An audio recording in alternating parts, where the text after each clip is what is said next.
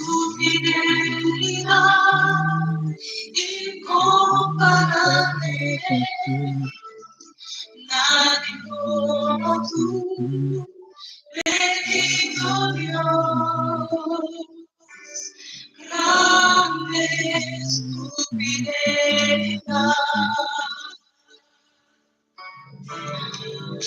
Infidelità es grande,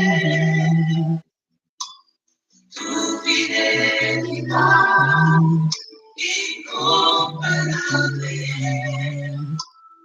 nadie como tú, bendito Dios, grande es tu fidelidad.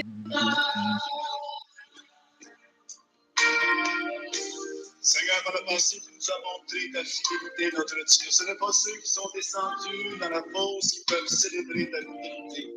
Mais nous, les vivants, Seigneur, nous voulons raconter tes bienfaits, Seigneur, et comment tu as été fidèle, Seigneur, notre Dieu. Depuis le jour où tu nous as appelés, Seigneur, et que tu as fait ta demeure en nous, Seigneur, jamais, jamais tu nous as délaissés, Seigneur. Et toujours, tu as été présent dans nos vies, Seigneur. Dans la détresse, tu as montré ta tendresse. Dans l'oubli, tu t'es montré pour nous un ami. Dans la douleur, tu as été notre consolation. Dans la frayeur, tu t'es montré plus que vainqueur. Dans la faiblesse, tu as tenu tes promesses. Et dans le désespoir, tu as été notre seul espoir. Dans la solitude, tu as été notre plénitude. Et même dans le néant, Seigneur, notre Dieu, tu as été pour nous présent. Rien n'est comparable à toi et à ta fidélité. Et c'est pourquoi ce soir, nous voulons chanter, Seigneur, et célébrer ta grande fidélité. Alléluia, alléluia. Ta fidélité est grande, ta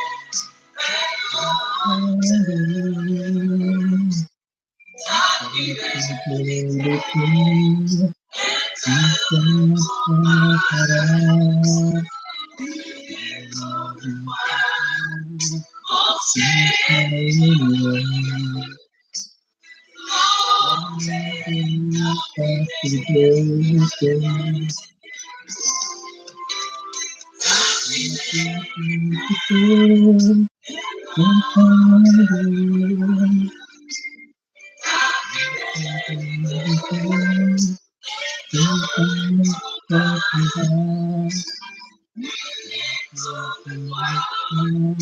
Oh Seigneur,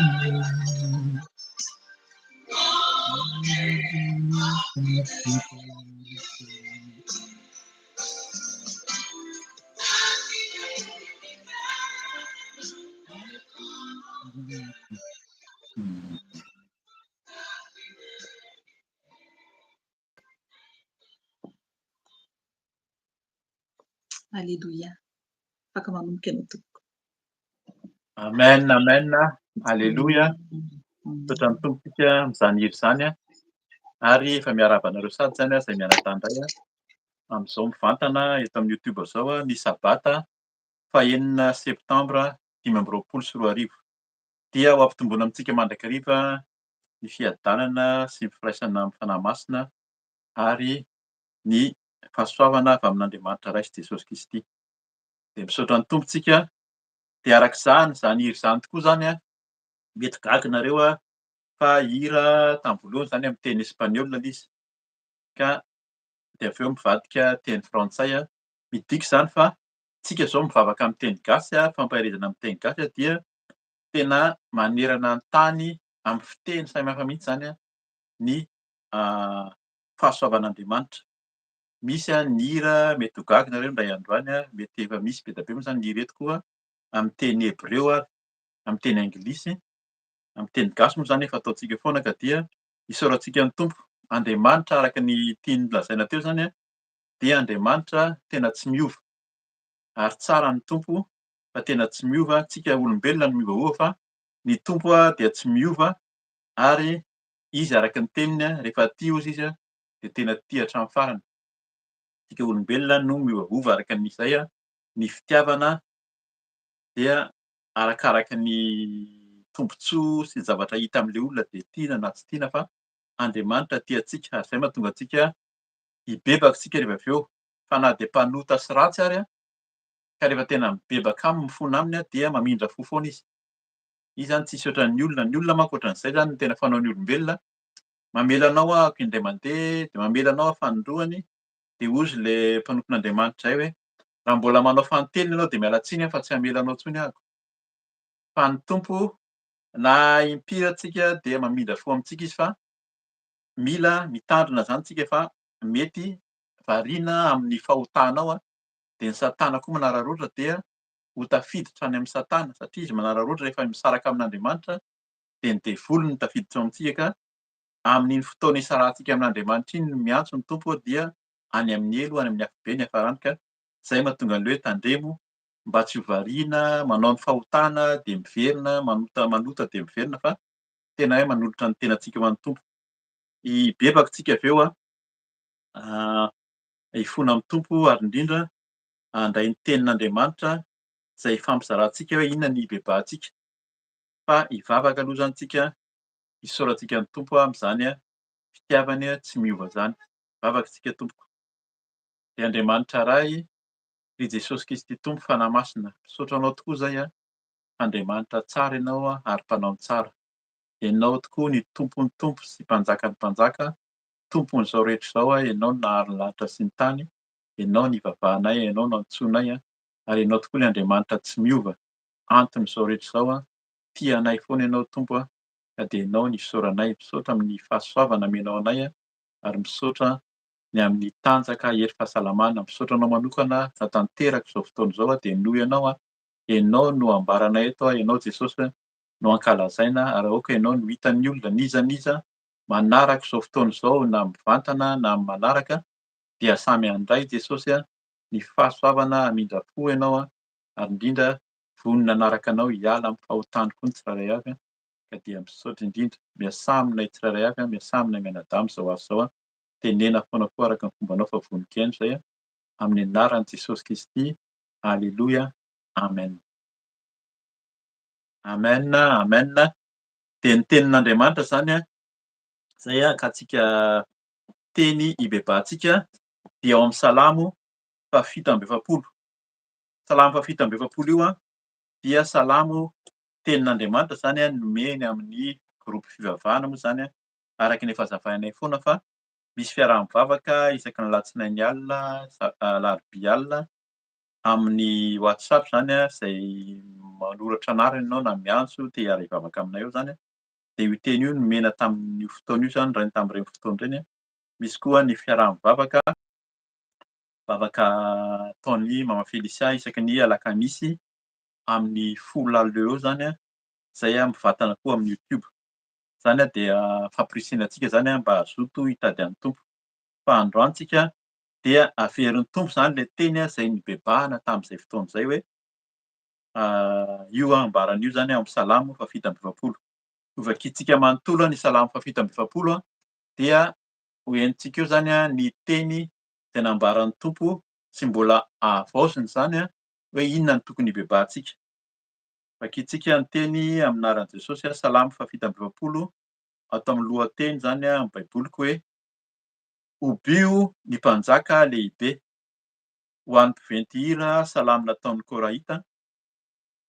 Mity ahafantanana ny firenena rehetra, mihobi ho an'Andriamanitra amin'ny feo miravoravo fa ny Tompo ny avo indrindra dia tokony atahorana. Mpanjaka lehibe ambonin'ny tany rehetra izy, mampanaiky firenena maro eo anoloantsika izy ary firenena samihafa ho ambanin'ny tongontsika. Mifidy ny lovantsika ho antsika izy dia ny voninahitry Jakoba izay tiany. Niakatra tao anatin'ny fiobian'Andriamanitra, ny Tompo niakatra tamin'ny fitsofana ny Anjomara, mihira ho an'Andriamanitra, eny mihira, mihira ho an'ny mpanjakantsika, eny mihira. Fa mpanjaka amin'ny tany rehetra Andriamanitra, manaova hira fankalazana azy ianareo. Andriamanitra manjaka amin'ny firenena samihafa, Andriamanitra mipetraka eo ambonin'ny seza-fiandrianan'ny masina, mivory ny mpitondra ny firenena samihafa miaraka amin'ny olon'Andriamanitra Abrahama, fa Andriamanitra ny hampingan'ny tany avo indrindra izy. Amen. Amen. Misaotra ny tompontsika izany teny izany dia teny tonga nampibebahana tao anatin'ny fiaraha-mivavaka. Dia averin'ny tompo eto zany hoe inona moa zany no tokony hibebahantsika amin'izany teny zany hoe mity ahafantarana ary firenena rehetra mibio an'Andriamanitra amin'ny feo miravoravo. Hoe raha tokony hibebaka isika inona zany hoe tokony hitehan-tanana hiompy. Dia arak'ilay hira teo hoe Andriamanitra dia tsy miova, isika olombelona miovaova. Izy hatramin'izay dia nahary ny lanitra sy ny tany izy dia nataony tsara mihitsy, napetrany teo amin'ny saha edena ary ny olombelona tamin'ny voalohany dia niteneniny hoe ito tandremo fa reto ny tsy azonareo atao.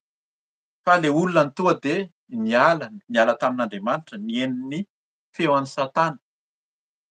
Hoe izany tokoa ve no tena nitenenin'Andriamanitra dia manome fisalasalana dia nanandrana dia tafalatsaka. Zay zany mila tandremantsika, zay zany efa ifonantsika sady indray zany misaotra ny tompo fa zay ny fanazavana apetraky ny fanamasina voalohany. Tandremo ny mihaino ny Satana fa Andriamanitra tsy miova fa tsika no miova. Zay zany hoe tokony hisaotra an'Andriamanitra foana tsika fa izy dia tsara ny zavatra napetrany ho antsika. Saha edena zany hoe zavatra tsara napetrany karakarainy fotsiny amin'izao ary ny olombelona fa noho ny fahotana zany izay nataon'ny Adama sy Eva moa tamin'izany dia noroahana tao amin'io saha edena io zareo dia nanomboka nasaina ny asa hoe natsembohan'ny tavanao no hinananao.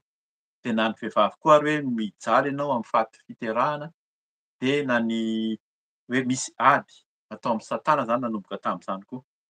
Ka zay ilay izy hoe Andriamanitra nanomboka nisy hazo roa moa zany tenenin'Andriamanitra hoe tandremo mihinana an'ilay hazo fahalalana ny tsara sy ny ratsy sy ilay hazon'ny aina. Hazon'aina zany. Dia ilay fahalalana ny tsara sy ny ratsy no namitahan'ny Satana ny Adama sy Eva dia nihinana an'iny izy. Fa noroahan'Andriamanitra tao izy mba tsy hihinana an'ilay hazon'aina satria fantany izany fa aika izany tsy maharitra reto olombelona reto.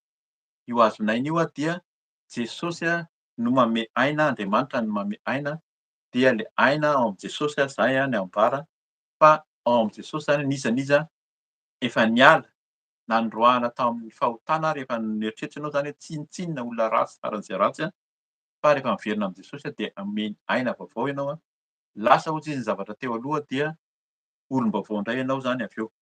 Amin'ny farany vita ny fampaherezana zao moa zany fibebahana nataontsika dia rehefa vonintsika mahatsiaro madio anatrehan'ny tompo mangataka ny ran'i Jesosy dia androaka ny devoly hangataka ny fanahy-masina fa avy eo dia ny mpanompiny hitondra teny fampaherezana ary hivavaka ho anao izay vonona handray an'i Jesosy na hanavao fanoloran-tena.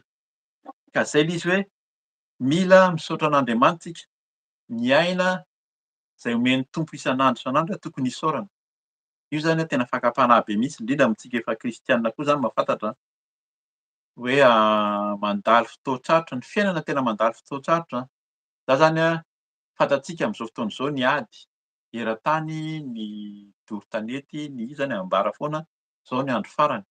Fa raha mahita ny ady sy ny fandarofan'ny any Israely zany, any Gaza ianao dia tena mieritreritra mihitsy hoe mafy ny fiainan'ireto olona ireto. Tena mafy. Isan'andro ianao zany dia mieritreritra hoe oviana ny hilatsaka eto amiko indray ny bomba dia ilay olona miaina anaty vovoka dia mitsoaka arya dia mitsoaka aty dia mahita sary ianao fa tena noana ilay olona sahirana. Dia zay ilay izy hoe ilay olona ohatran'ireny ahoana moa zany no tsy hisaorako an'Andriamanitra raha ohatra hoe miaina tsara. Tsika zany izao mbola miaina misitrika tsara ao anaty trano, mbola miaina salama dia indraindray tsika zavatra kely, atao hoe kely raha ohatra hoe oharina amin'ireny zavatra hitantsika ireny zany dia tena misahirana tsika, malahelo, mikiva hoe tena ahoana ary zany no ataon'Andriamanitra fa tena mila misaotra ny tompo zany tsika. Zay zany no tena hibebahantsika. Zay no tena nitenenin'ny tompo tamin'ny fiaraha-mivavaka dia averiny eto mahaiza misaotra an'Andriamanitra fa tena tsara io tompo io. Rehefa misaotra anazy ianao dia hitanao ny voninahiny fa tena ho karakaraina ianao. Zay zany no tena andrasan'ny tompo amintsika, mahay misaotra, mahay mametraka azy amin'ny tena maha-Andriamanitra azy. Tena hoe raha Andriamanitra tompon'izao rehetra izao izy, mahay ny zavatra rehetra, aiza ary zany ilay fahefan'ny tompo fa raha tena mandray ny tompo ianao mandeha araka ny fahamasinan'Andriamanitra, ny fahamarinana, tsy ataony tsinotsinona. Izay nanaraka azy tsy mba ataony tsinotsinona. Jesosy rehefa niteny tamin'ny mpianatra dia hozy mihitsy izy tamin'ny mpianatra hoe hatramin'izay nanarahanareo avy misy nahory, dia ny mpianatra niteny hoe tena tsy nisy. Rehefa mandray an'i Jesosy amin'ny fotoana andraisanao an'i Jesosy, andraisanao ny tompo dia tadidio ary jereo tsara fa nisy nahory tokoa ve? tsy midika izany hoe tsisy fahoriana, fahasahiranana, fa tena miaraka amin'ny tompo dia izy manome ny sahaza. Izay no tenenin Jesosy hoe ilay hanina sahaza izany ao anatin'ny vavaka nampianarina izany. Izao hozy izy nataonareo meo anay izay hanina sahaza anay isan'andro. Fa tsy mihoatra na be loatra koa fa sahaza, ka raha mahazo zavatra sahaza isika dia mifalifa. Izay izany no tiany Tompo atao, mila mifaly ary mitehan-tanana fa Andriamanitra mahery ilay Andriamanitra ivavahantsika. Ohatra anankiray mandalo eto amin'ny saina eto koa izany, fanamasina koa mametraka izany tamin'ny Josefa. Raha mahafantatra ny tantaran'i Josefa ianao dia tena mahagaga. Josefa efa nitenenan'Andriamanitra, olona vangin'ny fanahin'Andriamanitra amin'ny nofy, amin'ny fahitana. Dia efa avy eo nefa dia navadiky ny rahalahinao rehetam-po izao mihitsy ny mamadika anao manipy azy ao an-davaka. Dia avy eo namidiny indray ary dia lasa mpiasa. Be dia be ny zavatra nandalovan'i Josefa dia ny tena mahagaga. Izay izany tena isan'ny hoe mahagaga amin'ny tenin'Andriamanitra fampielezana antsika. Fa tamin'izany rehetra nandalovan'i Josefa izany mbola tsisy soratra izany eo amin'ny Baiboly eo hoe nitomany Josefa dia nitaraina tamin'Andriamanitra hoe ino no ity mahazo ahy. Izay tena nahagaga anazy izany, izay vao hitako tsapaiko izany rehefa natsapa rehefa namaky tsara an'ilay tenin'Andriamanitra hoe ary Josefa tokoa toa ohatrany tsy nitaraina mihitsy e. Fa toa ohatran'ilay tantara izany, ilay tantara mahazo azy no tantaraina. Niraisiny nenjehan'ny rahalahiny aloha izy fa ianao toa ianao irery no toa milaza fa manolofy. Izay izany izao ohatran'ny ahoana. Dia avy eo samboriny zareo dia natsipiny tao anaty lavaka. Dia avy eo nefa nisy olona mpividy olona indray izany dia namidiny. Dia tsy nisy resaka mihitsy eo Josefa dia nitomany dia nitaraina tamin'ny rahalahiny hoe aoka rery zalahy. Fa tsy niteny, tsy hita mihitsy. Dia avy eo izy namidy. Dia avy eo izy lasa mpiasa tany amin'ny Farao tany Ezipta tany. Dia niendrikendrehan'ilay vadin'ilay olona niasany indray izy fa tsy misy fitarainana mihitsy eo dia nigadraina izy. Tsy nitaraina mihitsy izany Josefa hoe tena hoe inona ary ity mahazo anahy, fa inona ary ty nataonao anahy Andriamanitra. Fa tamin'ny toerana nisy azy natana am-pigadrana ary izy dia mbola nampiseho mihitsy hoe izaho manana ny Tompo dia nanome ireto ny fanomezam-pahasoavana namen'ny Tompo anahy aho mandika nofy dia mijoro vavolombelona amin'ilay olona. Dia zavatra nataony tany no nahitana anazy lasa Prime Ministre amin'izao fotoana misy antsika izao, lasa Prime Ministre tany Ezipta mihitsy Josefa. Izay nahatonga an'zareo tonga tany Ezipta moa izany ny zanak'Israela dia zanahany efa-jato taona izy avy eo satria lasa nitombo marobe zareo dia nialina azy ny Eziptiana dia nizanahany zareo. Efa tenin'Andriamanitra koa moa izany tenena tamin'ny Abrahama taminy hoe io taranaka io dia ho zanahana efa-jato taona any Ezipta. Izany rehetrarehetra izany tokony ho tonga antsika hisaotra an'Andriamanitra fa betsaka tsy voatonona moa izany ny tenin'Andriamanitra hoe ny fitarainan'ny fiainantsika mpanompon'Andriamanitra maro no mafy fa rehefa eo ny Tompo dia tena miasa amintsika. Dia arak'izay inona no takian'ny Tompo izany araka ny teny eto amin'ny Salama eto dia hoe averiko vakiana amin'ny anaran'i Jesosy hoe mity ahafantarana ry firenena rehetra mibio an'Andriamanitra amin'ny feo miravoravo fa ny Tompo ny avo indrindra dia tokony hatahorana mpanjaka lehibe ambonin'ny tany rehetra izy. Mila matahotra ny Tompo izany tsika, rehefa matahotra ny Tompo tsika dia tsy matahotra ny olona intsony.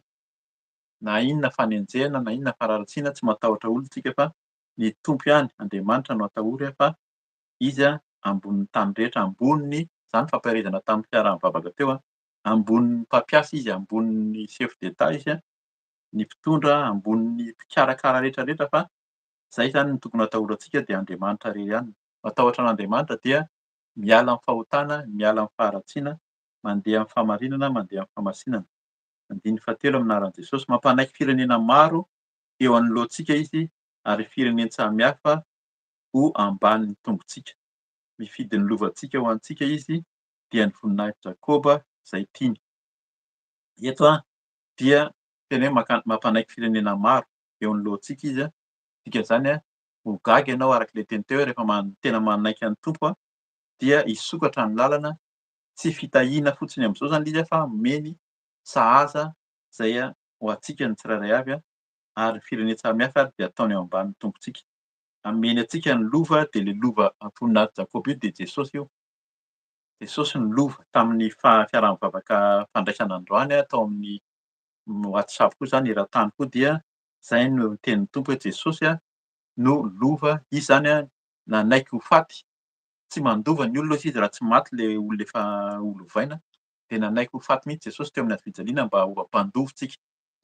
Ka Jesosy no lovantsika, ka mila antsika zany matoky fa ny Tompo no lova izay omeny antsika ho famonjena, ho fanavotana ny rany dia manadio sy manavitra.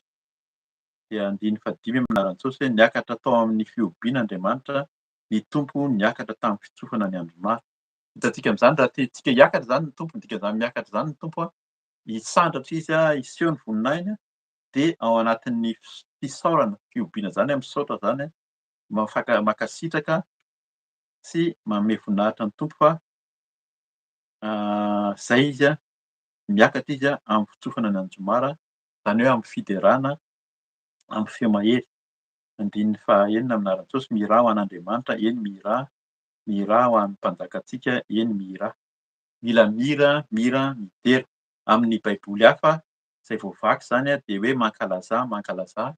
Dikan'izany mankalaza zany tena amin'ny feo mahery ny dikan'izany. Ka zany ilay hoe sady mira no mankalaza zany araka ny fandikana azy dia mira tena hoe mamoaka feo mideran'ny Tompo. 7 amin'ny anaran'i Jesosy fa mpanjaka amin'ny tany rehetra Andriamanitra, manaova hira fankalazana azy ianareo. Izay no mahatonga an'ilay mankalaza sady mira, natambatra ny eto amin'izay ilay teny, sady mankalaza ny mira satria mpanjaka ny tany rehetra. Mihoatra ny mpanjaka amin'izao fotoana izao misy olona mieritreritra hoe izay mpanjaka avy arỳ amin'ny faritra izao, izay mpanjaka, izay mpanapaka, fa Andriamanitra manjaka noho ny olona hafa. Ka dia aoka isika zany hitoky amin'Andriamanitra fa tsy hitoky amin'ny olona koa. Izay koa zany hibebahantsika. Raha mitoky amin'ny olona ianao, ilay olona nieritreretinao hoe hanavitra sy hitady hanavitra antsika, dia izay tena hoe maka ny toeran'Andriamanitra. Izany atao hoe antikristy anie matetika. Ary izay fampianarana lesona efa naseho zany fa ny antikristy dia ny iray manohitra ny Kristy zany, manohitra ny Mesia, manohitra ny Jesosy, sy ny antikristy maka ny toeran'i Jesosy. N'iza izy maka ny toeran'Andriamanitra dia izay no atao hoe antikristy. Ka eto zany raha ohatra hoe mpanjaka, raha olona maka ny toeran'Andriamanitra dia efa manohitra ny Tompo zany. Fa izy manjaka amin'ny tany rehetra hozy izy. 9 amin'ny anaran'i Jesosy hoe Andriamanitra manjaka amin'ny firenena samihafa, Andriamanitra mipetraka eo ambonin'ny seza fiandrianany masina. Hitantsika amin'izany fa averiny foana manjaka amin'ny firenena samihafa izy. N'iza zany ilay firenena hitantsika amin'izao fotoana izao hoe miady, midaroka baomba, fa hitan'ny Tompo ireny. Rehefa tena mandray an'i Jesosy tsika, izy miady, mivavaka ho an'ireny olona ireny tsika izay hiara-ny ady, hiara-ny tsinjazolena, hiara-ny fampiarana tsy araka ny sitrapon'Andriamanitra, ny tsirairay avy zany amin'ny toerana misy anao raha mahita ianao fa hiara-ny tsinjazolena, dia angatao ny Tompo. Izy ny mpanjaka, mihoatra mipetraka eo ambony seza fiandrianana izy, dia Andriamanitra manjaka amin'ny firenena samihafa. Na aty izay mahatonga an'ilay hira teo, ohatran'ny Tompo amin'ny feo, amin'ny tono fiteny samihafa. Espaniola miteny anglisy, miteny gasy, miteny frantsay, miteny hebreo, mety ho gaga tsika fa izany ilay hoe firenena samihafa. Manjaka n'aiza n'aiza izy izay heverantsika hoe aiza eran-tany dia Andriamanitra manjaka ary ny seza fiandrianana hozy izy mipetraka eo ambony seza fiandrianany masina. Masina izy izay masina ihany no henoin'ny Tompo. Tamin'ny herinandro nisy tenin'Andriamanitra tao amin'ny Jaona tao 7:1 izay nazavain'ny mpanompony hoe fantatsika amin'ny anaran'i Jesosy, fantatsika fa Andriamanitra tsy mihaino ny mpanota fa izay mivavaka aminy sy manao ny sitrapony no henoiny. N'iza n'aiza raha manota ianao dia tsy mihaino anao Tompo, tsy mihaino antsika izy fa izay mivavaka, mila mivavaka aminy aloha ary manao ny sitrapony. Sitrapony dia izay voatenin'ny tenin'Andriamanitra, miala amin'ny fahotana, miala amin'ny faharatsiana, jangajangana, ny lainga indrindra, ny fitaka, ny kolikoly, maro ny fanompoan-tsampy amin'ny endriny samihafa hazavaina eto foana zany fa mila mibebaka isika mangatsaka ny Tompo amin'izany raha ao anatin'izany. Izany no ibebahantsika ihany koa zany, tsy mahay mankasitraka aloha voalohany indrindra, mandeha araka ny fahotana, nanaonao foana, tsy mametraka an'Andriamanitra amin'ny toerany satria izy Andriamanitra ambonin'ny Andriamanitra rehetra. Ka izany ibebahantsika avy eo. 9 sy farany alohan'ny ibebahantsika, handohalika antsika hibebaka avy eo fa vakiantsika ny 5 farany amin'aran'i Jesosy hoe mivory ny mpitondra ny firenena samihafa miaraka amin'ny olon'Andriamanitry Abrahama. Fa Andriamanitra ny ampingany tany, avo indrindra izy.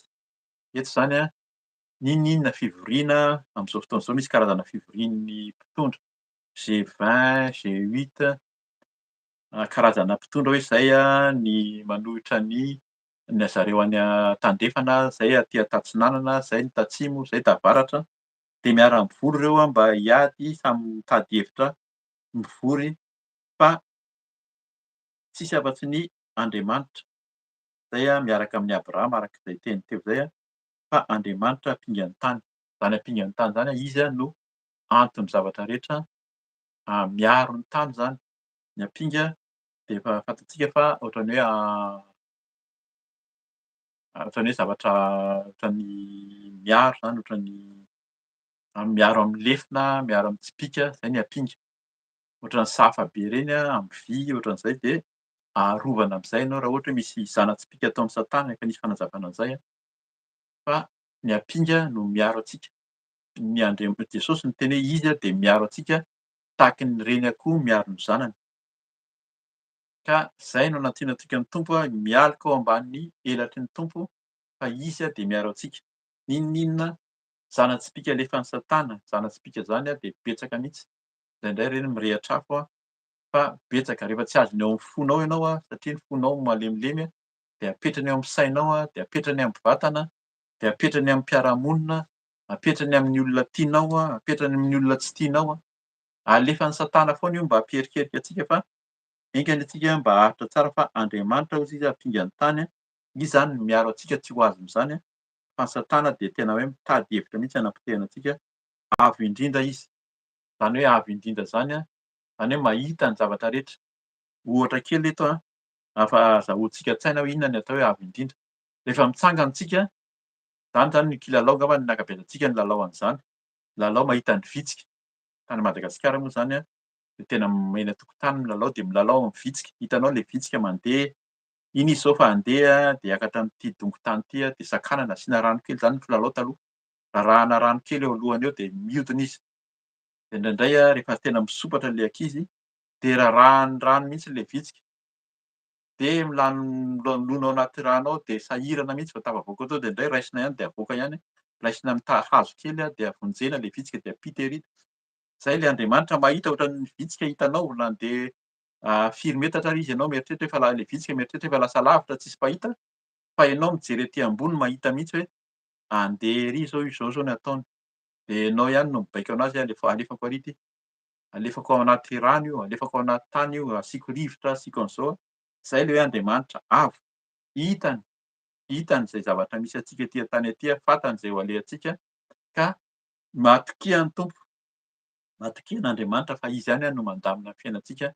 Teny amin'ny Salamo izany, teny amin'ny Baiboly ka izao tsika hifona amin'ny Tompo raha tsy mahay matoky izany, raha tsy mahay misaotra izany, tsy mahay mitehan-tanana, tsy mahay midera an'Andriamanitra amin'ny zavatra ataony amin'ny fiainantsika fa raha mahay misaotra ny Tompo tsika dia ho hitantsika mihitsy araka ny teniny koa hoe ataony ho hitako hozy izy, ataony ho hitan'ny olona ny mahasamihafa ny manompo sy ny tsy manompo azy. Ka dia izao tsika handoalika hivavaka hifona amin'ny Tompo raha tao anatin'izany zavatra maro izay nambara teo izany tsirairay avy. Handoalika isika hivavaka tompoko. Hivavaka isika. Eny ry Andriamanitra, misaotra anao sainy amin'ny teny izay nomenao indray androany hibebahanay Tompo. Tsapanay, tsapako Jesosy fa tsy mahay misaotra tokoa, tsy mahay mitehan-tanana.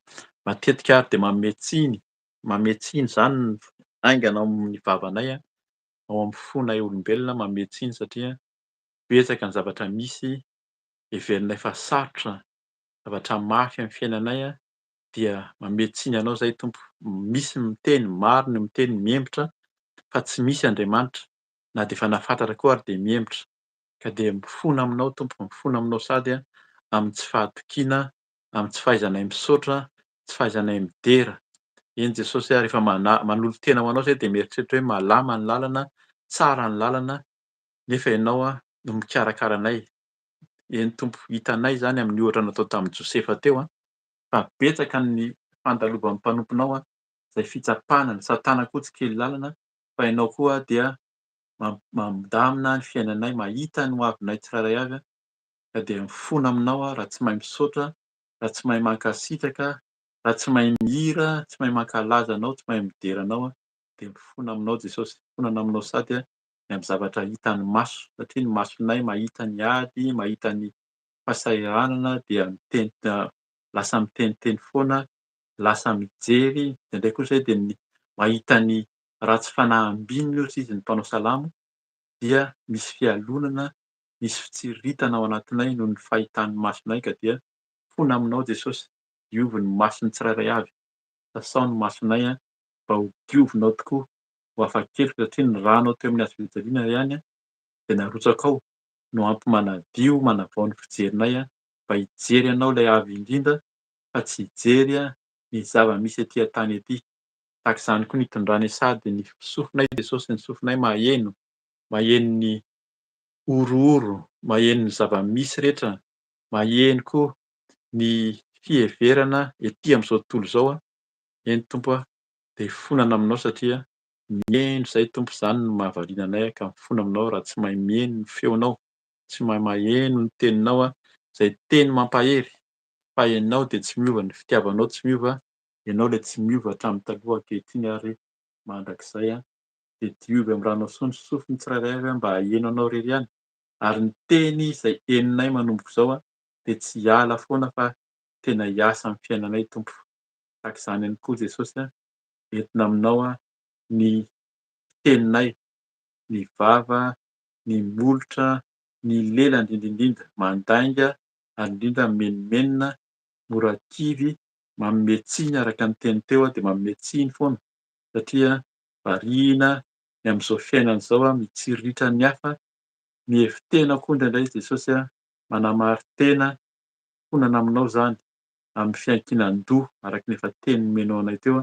Indraindray izay mijery ny hafa, miankina amin'ny manodidina, amin'ny olombelona indrindra indrindra ka dia mifono mba tsy mahay mitehatra, tsy mitoky aminao irery ihany ka dia diovy ny lelanay, diovy ny molotray mba hiteny ny fahatsaranao ary indrindra koa hanambara ny filazantsara, ny fahamarinana, ny fahamasinanao irery ihany dia sasao amin'ny ranao soa Jesosy ny molotray, ny lelanay, ny vavanay mba hanambara ihany ny sitraponao irery ihany.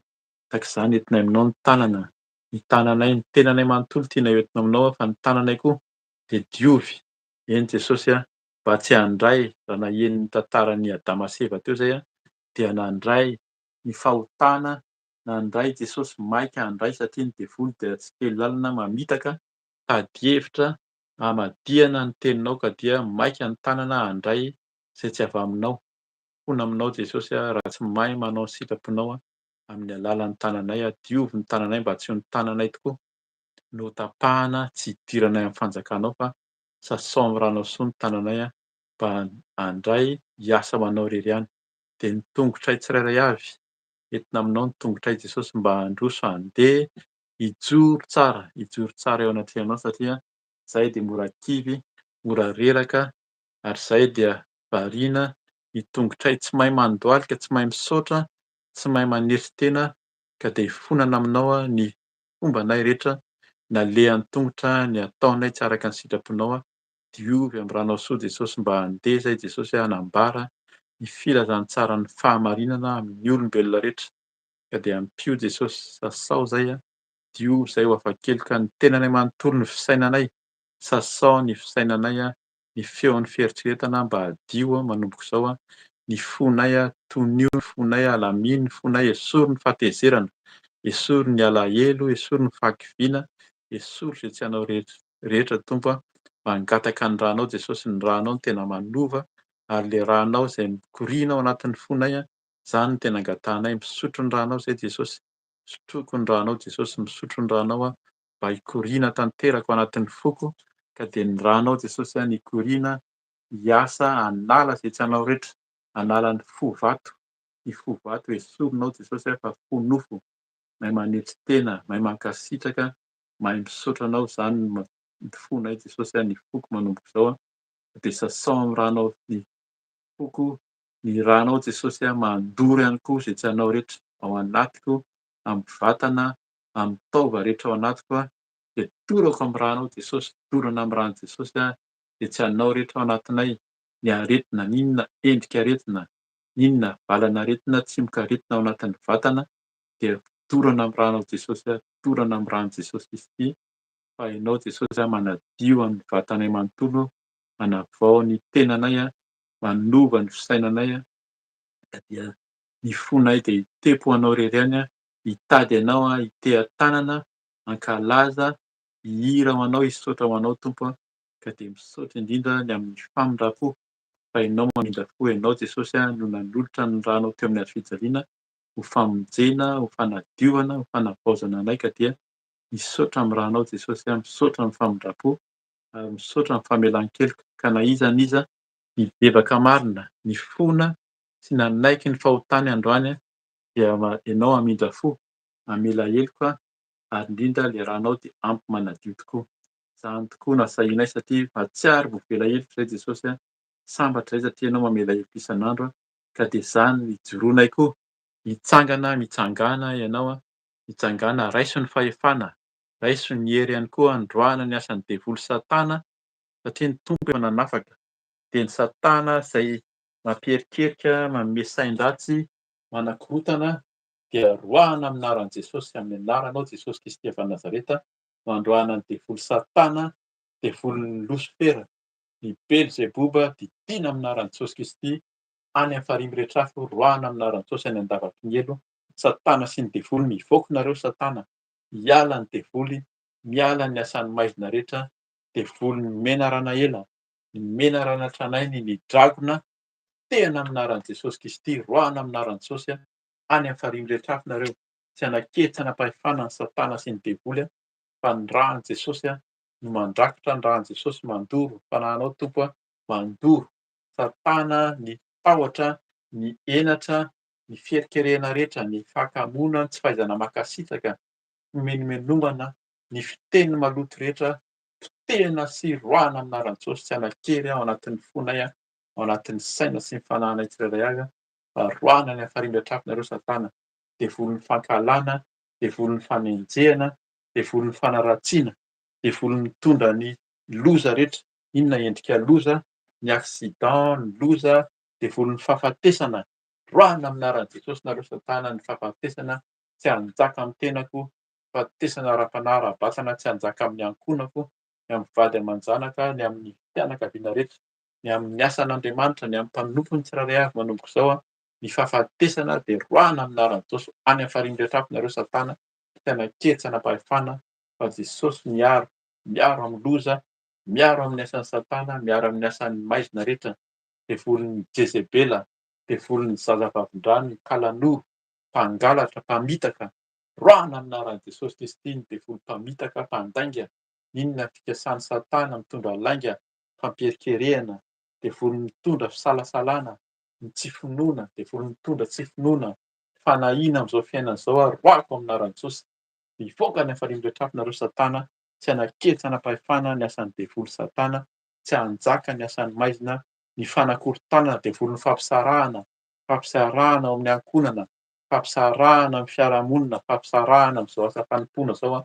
fampisaraka, mitondra ady, mitondra fanakorontanana, roahako amin'ny anaran'i Jesosy, mivoaka nareo Satana, devolin'ny fampiherikerena rehetra, manala ny fankatiavana, manala ny firaisamonina, fankatiavana amin'ny fiarahamonina, potehako amin'ny anaran'i Jesosy ho any amin'ny farihy rehetra afo, any amin'ny farihy rehetra afo nareo Satana, ny fampisarahana rehetra, ny devoly mpanakorotana, devolin'ny fieritreretana, devolin'ny fanamarina tena, ny fireharehana, roahako amin'ny anaran'i Jesosy ho any amin'ny farihy rehetra afo, tsy hanjaka amin'ny fonay, tsy hanjaka amin'ny sainay tsirairay avy, tsy hanjaka amin'ny tenanay ny asan'ny devoly Satana fa any amin'ny farihy rehetra afo no sazanareo Satana.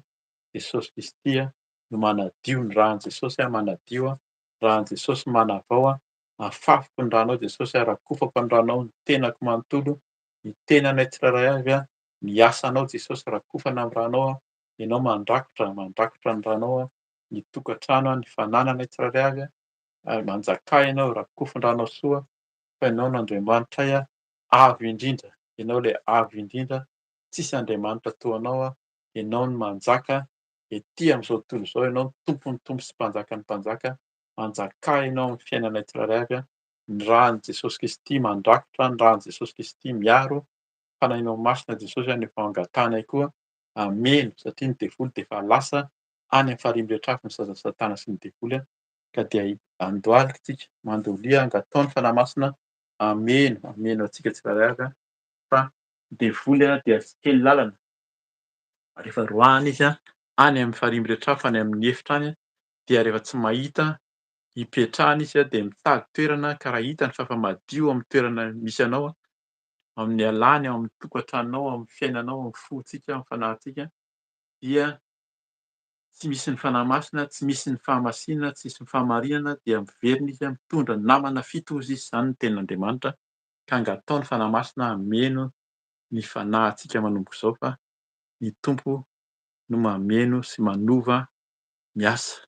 Eny fanahy masina, fenoy anao izay, mila anao izay fanahy masina hameno ny fonay, ny fanahinay indrindra indrindra, ny sainay, ilay fanahy fahendrena, ilay fanahy manolo-tsaina, manolo-pahendrena, ilay fanahy mpanazava, manazava izay anao rehetra, aoka ianao hanazava ny fonay sy ny sainay, ny fijerinay, ny fisainanay, aoka ianao manazava, ilay fanahy mpanazava, ilay fanahy mananatra anay mandrakariva araka ny teninao androany fa tianao izay hisaotra, tianao izay hankalava, hankalaza, hankasitraka ary indrindra manaiky ny lalanao Tompo. Ampianaro mandrakariva izay ianao ilay fanahy misolo vava ihany koa eo anatrehan'ny iray ilay misolo vava amin'ny adinay, betsaka ny ady amin'ny fiarahamonina, amin'ny mpanjaka an'izao tontolo izao fa ianao no miady, ianao misolo vava, ianao no miteny, ianao Tompo miasa, tsisy mahasakana, maniraka ny fanahinao masina, miady ho anay, miteny, misolo vava amin'ny adinay tsirairay avy n'iza Jesosy ao anatin'ny adi-panahy, adi-tsaina, adi-piainana, eny Tompo ao anatin'ny tsindry azo lena dia ianao hanafaka manomboka izao ilay fanahinao masina no miady, ilay fanahinao masina no misolo vava ka dia misaotra satria afaka izay noho ny fanahinao masina, ilay fanahy manolo-tsaina, manome fahendrena, ilay fanahy manome anay, mitondra anay amin'ny fahamarinana, ilay fanahy mitondra anay amin'ny fahamasinana, fenoy izay fanahy masina. Mila anao foana izay mitari-dalana, hanolo-tsaina, hameno anay Tompo ka dia misaotra fanahy masina satria ianao tokoa miasa, tsisy mahasakana fa ianao ilay fanahy masina, ilay fanahy fiton'Andriamanitra, ianao ilay fanahy nambomba tambonin'ny tsy misy, miteny ianao Tompo dia tanteraka izao rehetra izao ka dia mitenenena koa fanahy masina fa vonin-keno izay ny amin'ny sitraponao tokony ataonay dia misaotra Tompo, misaotra fanahy masina fa ianao eo aminay mandrakariva ary ao anatinay. Misaotra Tompo satria ianao tia anay foana araka ny teninao teo, tsy miova ianao, ianao ilay tsy miova hatramin'ny taloha indrindra, ankehitriny ary ho mandrakizay ny voninahitra ho anao irery ihany Tompo, voninahitra ho anao Ray Jesosy Kristy fanahy masina dia manjakà aminay mandrakariva. Misaotra Tompo amin'ny anaranao Jesosy naovanay izany bavaka rehetra izany. Aleloia, aleloia. Misaotra Tompo. Amen.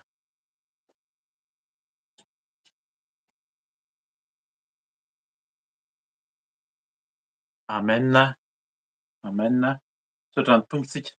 Araka ny fantatsika dia izay ilay ataontsika hoe tapany voalohany fa ho raisin'ny Mama Felicia izany ny mpanompony nitohan'ny fotoana amin'ny tenin'Andriamanitra satria tsara ny mahafantatra koa ny tenin'Andriamanitra fa tsy andehanantsika amin'ny maizina. Ka dia omeko amin'ny Mama Felicia izany nitohan'ny fotoana. Za dia manao velomanareo sady amin'ny anaran'i Jesosy raha sitrapon'ny tompony izany dia mihonetsika amin'ny asabotsy. Aleloia. Amen. Amen, amen, aleloia. Misaotra ny Jesoa Kristy ny amin'ny atao hoe tapany voalohany araka nambara teo satria tsika efa afaka nidiran'Andriamanitra, afaka koa nibebaka, efa naray koa ny fanahy masina. riavana fenontsika zao ingany eo feno koa ianao. Aleloia, aleloia. Faly miarabanareo tsiraray avy aho aminaran'i Jesosy Tompo anio dia sorantsika ny tompony amin'ny efa netombohan'ny fotoana teo. Alohan'iretsika ten'Andriamanitra dia hivavaka aloha isika hangataka ny herin'ny fanahy masina ampiteny ary koa ampisokatra koa ny masom-pananareo tsiraray avy. Tena okitsika tena hoe amela ny fanahintsika hiasa mihitsy rehefa tonga ny ten'Andriamanitra na koa anaty fibebahana. Raha ohatra ka anao izany ianao dia ho hitanao ny fiovanao. Eto zany izay dia sady mampianatra no mampahery satria izay koa mila koa izay fampianarana sy fampaherezana satria izay dia fitaovana fotsiny ihany izay menada.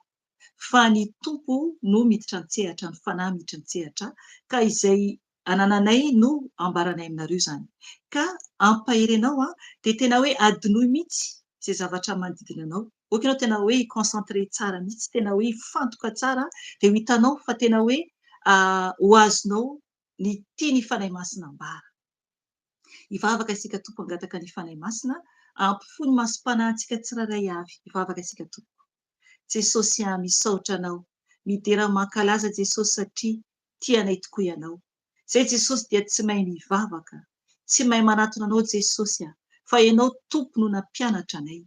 Ka mangataka aminao izay Jesosy ao ka ny fanahy masinao no hiasa aminay tsiraray avy. Na dia izaho hiteny ara fanahy masina ho raiso ny contrôle ny tenako manontolo, ny fanahiko ny mombay dia eo atongotra ao fanahy masina. Ka okanao handray ny tenako, oka ny vavako fitaovanao satria ny teninao dia mahavelona ny fanahinay ary ny teny rehetra izay avoaka ny vavanao Andriamanitra dia tsy maintsy ho toa avokoa. Ka mangataka aminao fanahy masina hampianatra anay, hanamboatra anay, hanavao anay. Mangataka aminao koa fanahy masina okanao ampisokatra ny masom-panahiny tsiraray avy, ka sio ny tsiraray avy alaony izay te hatory, alao amin'izy ireo izany. Oka ny masom-panahiny izy ireo tena hifantoka tsara alalan'izy ireo izay tianao ambara fanahy masina satria ianao ilay masina, ianao ilay lehibe indrindra ary tsisy toanao. Ka tianao izay Jesosy hiditra any an-danitra ary fanirenay koa izany Jesosy ka mangataka ny fidiranao an-tsehatra. Voninahitra dia ho anao iray ihany ray malala ary ny haja koa dia anao irery ihany ka misaotra ray malala. Aleloia. Amen. Amen. Ny ten'Andriamanitra izay ho raisintsika izany anio nomeny fanahy masina antsika anio ny amin'ny teny fampaherezana dia no nanokatra baiboly aho dia any amin'ny asan'ny apôstôly. Tantara anankiray izy io asan'ny apôstôly toko 10. Teo izany no masoko no nahita izany. Ny amin'ny titra dia hoe ny fahitan'ny Petera. Fa ho raisintsika manomboka amin'ny andininy voalohany mihitsy. Asan'ny apôstôly toko 10. Ny amin'ny fahitan'ny Kornelio. Io izany ho raisintsika izany anio. Azafady sotro rano kely ako.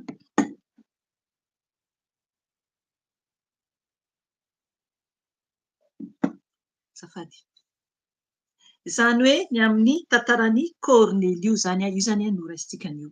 Asan'ny apôstôly toko 10. Misy verse vitsy koa ho raisintsika avy eo. Fa izay tiany fanahy masina ambara izany dia ambarany eto ampaherentsika. Hovakiako izany ten'Andriamanitra. Ilay izy hovakiako hatramin'ny 7:30. Lava ilay izy fa mangataka anao tena hoe hiaino tsara mihitsy. Satria tena tantara complet izany izy io. Fa tsy hovakiantsika hatramin'ny 7:30. Hatramin'ny 9:30 satria tokony vakiana manontolo mihitsy izany ilay izy. Fa ny hovakiako dia hatramin'ny 7:30 dia avy eo hatramin'ny 5:30 dia avy eo raisiko fotsiny izany ilay verse izay tokony ho raisiko izany amin'ny faraparany izany. Hovakiantsika ny teny amin'ny anaran'i Jesosy Tompo. Asan'ny apôstôly toko 10. Vakiantsika manomboka amin'ny andininy voalohany. Ny titra ato amin'ny baiboly dia hoe ny fahitan'ny Kornelio. Nisy lehilahy iray tany Kaisaria, i Kornelio no anarany, ary kapiteny tamin'ny antokony miaramila antsoina hoe Italiana izy. Mpivavaka tsara sady natahotra an'Andriamanitra izy sy ny ankohonany rehetra. Ka nanao fiantrana be tamin'ny olona sady nivavaka mandrakariva tamin'Andriamanitra. Ary nahita miharihary tamin'ny fahitana izy rehefa tokony ho tamin'ny ora 7 atoandro fa indro nisy anjelin'Andriamanitra niditra tao an-tranony ka niteny taminy hoe: ry Kornelio, nony nibanjina azy izy dia raiky tahotra ka niteny hoe: ahoana tompo? Dia niteny taminy indray ilay anjely hoe: ny vavaka ataonao sy ny fiantranao dia efa tafakatra ho fampatsiarovana eo anatren'Andriamanitra. Koa ankehitriny maniraha olona akany Jopa ka ampanalao ny lehilahy iray atao hoe Simona, izay antsoina koa hoe Petera. Mitoetra ao amin'ny Simona mpandokoditra izy, ary eo amoron-dranomasina ny tranony. Rehefa lasa ilay anjely izay niteny tamin'ny Kornelio dia niantso roalahy tamin'ny mpanompony sy miaramila vavaka iray isan'izay nanaraka azy isan'andro izy. Rehefa nambarany taminy izany rehetra izany dia naniraka azy ireo akany Jopa izy. No ny ampitso raha mbola nandeha teny an-dalana izy ireo ka efa teo akaikin'ny tanàna dia niakatra teo ambonin'ny tampon-trano i Petera mba hivavaka. Rehefa tokony ho tamin'ny ora 9 nona izy ka te hisakafo, fa raha mbola nokarakaraina ny sakafo ho azy dia azo tsindrimandry izy, ka nahity lanitra misokatra sady nisy zavatra midina toa lamba lehibe nampidinina tamin'ny zorony 4 ho amin'ny tany. Tao anatin'izany dia nisy ny biby rehetra izay manatongotra 4 sy ny zava-mandady sy mikisaka etỳ an-tany ary ny voromanidina. Ary nisy feo niteny taminy hoe: mitsangana ry Petera, vonoy ka ano, fa hoy Petera, sanatria tompoko, tsy mbola nihinana zavatra fady na tsy madio aho. Fa hoy indray ilay feo taminy fandroany: izay efa nodiovinaNdriamanitra dia aza ataonao ho fady. Ary telo no nitrangana izany dia nakarina nakany an-danitra ilay zavatra noho ny avy eo. Raha mbola nieritreritra tao am-pony ny amin'izay antony fahitana efa hitany Petera, dia indreo ireo olona nirain'ny Kornelio nanotany ny tranon'ny Simona ka nijanona teo am-bavahady. Dia niantso izy ireo ary nanotany raha ao no mipetraka i Simona, izay antsoina koa hoe Petera. Raha mbola nieritreritra ilay fahitana i Petera dia hoy ny fanahy taminy: indreo misy telolay mitady ianao, koa mitsangana ianao dia midina ary mandehana miaraka aminy ka aza misalasala. Fa izao no naniraka azy. Dia nidina tany amin'ireo olona ireo i Petera ka niteny hoe: inty aho izay tadiavinareo, inona no antony atongavanareo aty? Dia hoy ireo: i Kornelio kapiteny, lehilahy marina sady matahotra an'Andriamanitra ka tsara laza amin'ny fireneny jiosy rehetra, dia efa notoroany anjely masina hevitra hampakanao ho any an-tranony sy hiaino teny avy aminao. Ary Petera dia nampiatrano azy ireo andry tao. No ny ampitso dia niainga i Petera ka nandeha niaraka tamin'izy ireo, ary niaraka taminy koa ny rahalahy sasany avy tany Jopa. Dia tonga tany Kaisaria izy ny ampitson'iny. Efa niandry azy Kornelio sady efa nampiantso ny havany sy ny namany akaiky. Raha vao niditra i Petera dia nitsena azy Kornelio ka niankohaka teo amin'ny tongony sady nitsaoka azy. Nefa nampitsangana azy Petera ka niteny hoe: mitsangana fa izao dia olona ihany. Noho ny resaka taminy izy dia niditra tao an-trano ka nahita ny olona maro tafangona tao. Dia hoy izy taminy: ianareo dia mahalala fa fady amin'ny jiosy ny fandray na hian-trano amin'ny olona hafa firenena. Nefa izao dia efa nampahafantarin'Andriamanitra fa tsy misy olona azoko atao ho fady na tsy madio. Noho izany dia tsy nandany akaty aho rehefa nampiantsoana, koa manontany aho, inona moa no nampiantsoanareo ahy?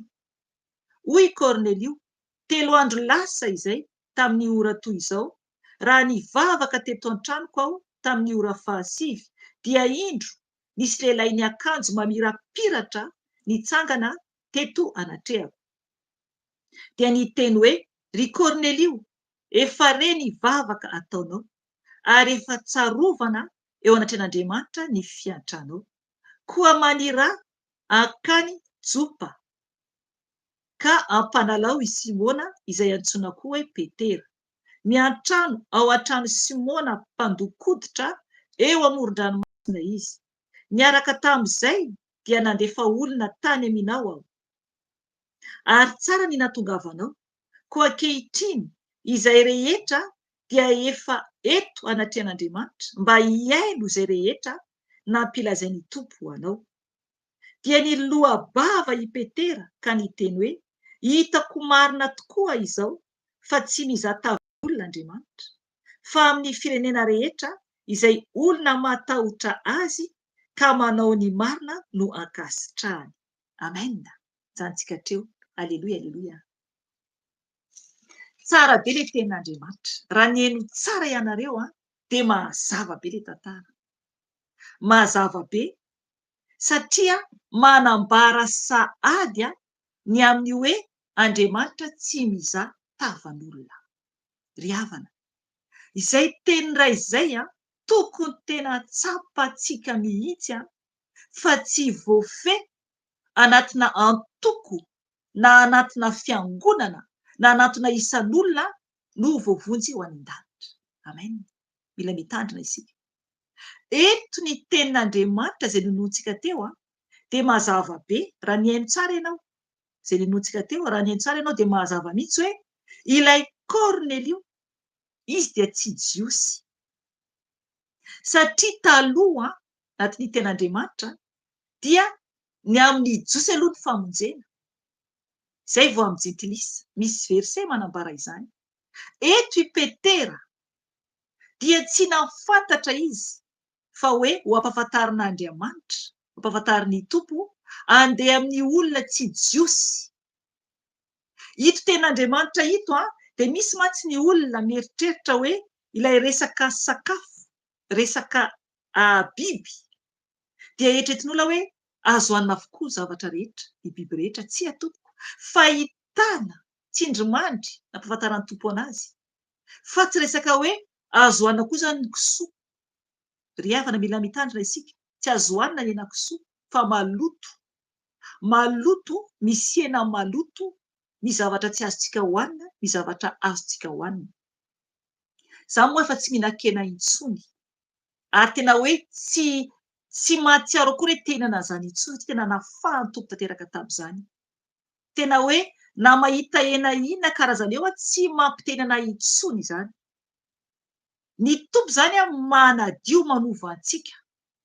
Tsy miteny hoe aza mihinan-kena ianao raha ohatra mbola mihinan-kena. Ao amin'ny hoavy Jesosy mbola mihinan-kena ny olona ao, arakaraka ny tsirairay avy, fa tsy mihinan-kisoa, fa tsy mihinan-kisoa. Misy koa zavatra tsy azo hanina koa. Fa tsy hoe koa hoe Mama Felicia mpaminany tsy mihinan-kena intsony dia baikona avokoa rehetra tsy mahazo mihinan-kena. Tsy atopoko, mila mitandrina isika. Tsy manaraka olona fa Jesosy no arahinao. Izay le izy.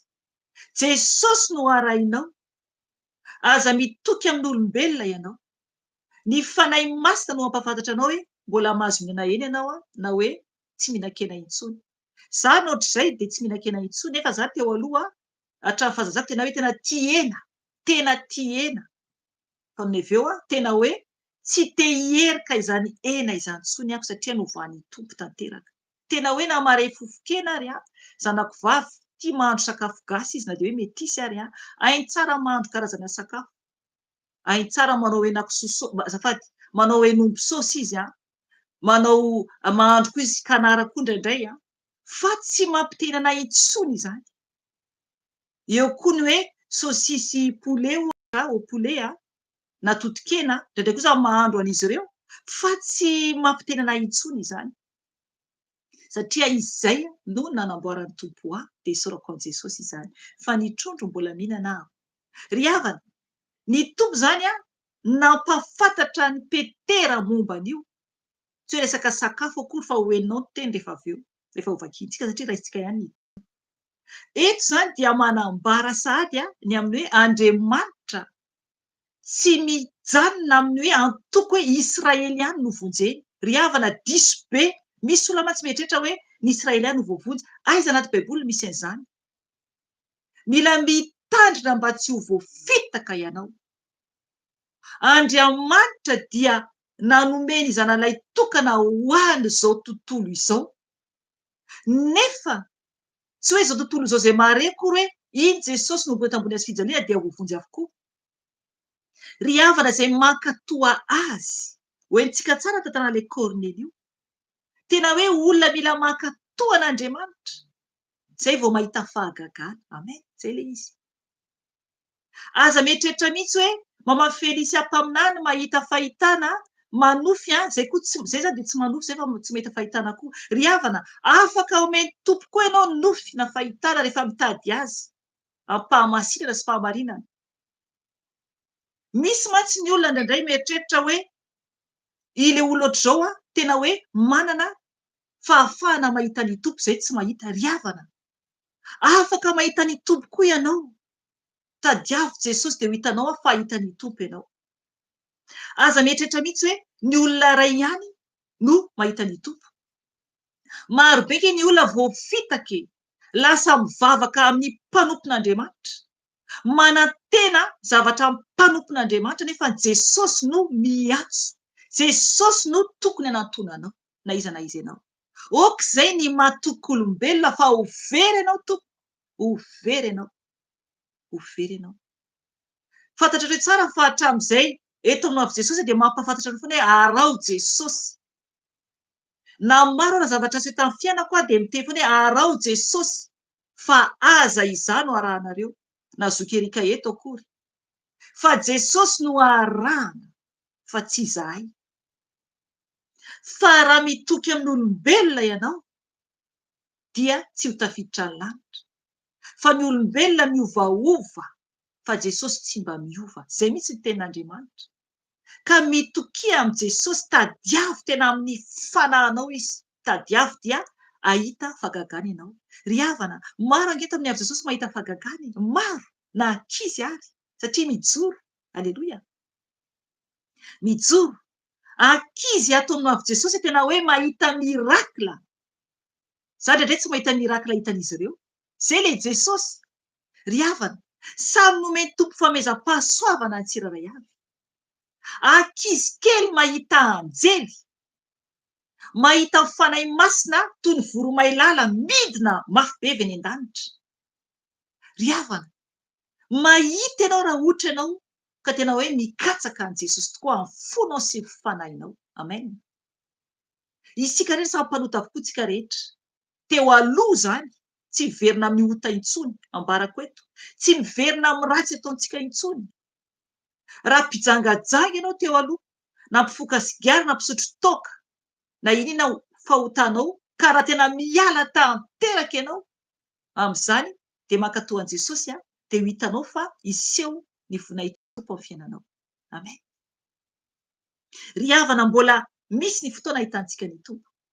Eto ny tenin'Andriamanitra atao amin'ny Asan'ny Apôstôly 10 dia efa lasa Jesosy ho an'izay tsy mino hoe misy ny anjely, hoe mbola miseho ny anjely. Efa lasa ny tompo, efa lasa ny an-danitra Jesosy eto. Efa ny an-danitra Jesosy eto. Ry havana, mbola mamangy ny anjely. Mino, aza mba anisan'izay tsy mino ianao. Mino, mbola mamangy ny anjely. Avetsika kely tantaran'ilay Kornelio atao amin'ny Asan'ny Apôstôly ato, vakiantsika ny teny dia mijanontsika arakaraka ny tifana masina ijanonana. Enoy tsara le izy fa nisy anjely niseho taminy. Vakiantsika ny teny ara-Jesosy tompo. Asan'ny Apôstôly 10:1.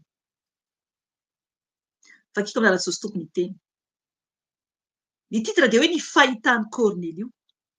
Nisy lehilahy iray tany Kasaria, i Kornelio no anarany, ary kapiteny tamin'ny antokony miaramila antsoina hoe italiana izy. Amen hatreo aloha. Eto zany dia io lehilahy io tsy jiosy fa italiana, zany hoe romanina izy zany. Ry havana, italiana romanina izy zany. Ary ny plasy dia kapiteny, kapiteny, zany hoe ambony ao amin'ny miaramila zany, olona manamboninahitra zany. Dia jereva andininy faharoa, ten'Andriamanitra manambara hoe ny tombo zany azy zavatra tombony misy eo aminazy dia mpivavaka tsara sady natahotra an'Andriamanitra izy sy ny ankohonany rehetra ka nanao fiantrana be tamin'ny olona sady nivavaka mandrakariva tamin'Andriamanitra. Amen hatreo aloha. Aleloia. Hitanareo zany mpivavaka tsara, zay le izy. Zay zany ilay mila fantatsika zay. Mpivavaka tsara sady natahotra an'Andriamanitra, zay le izy.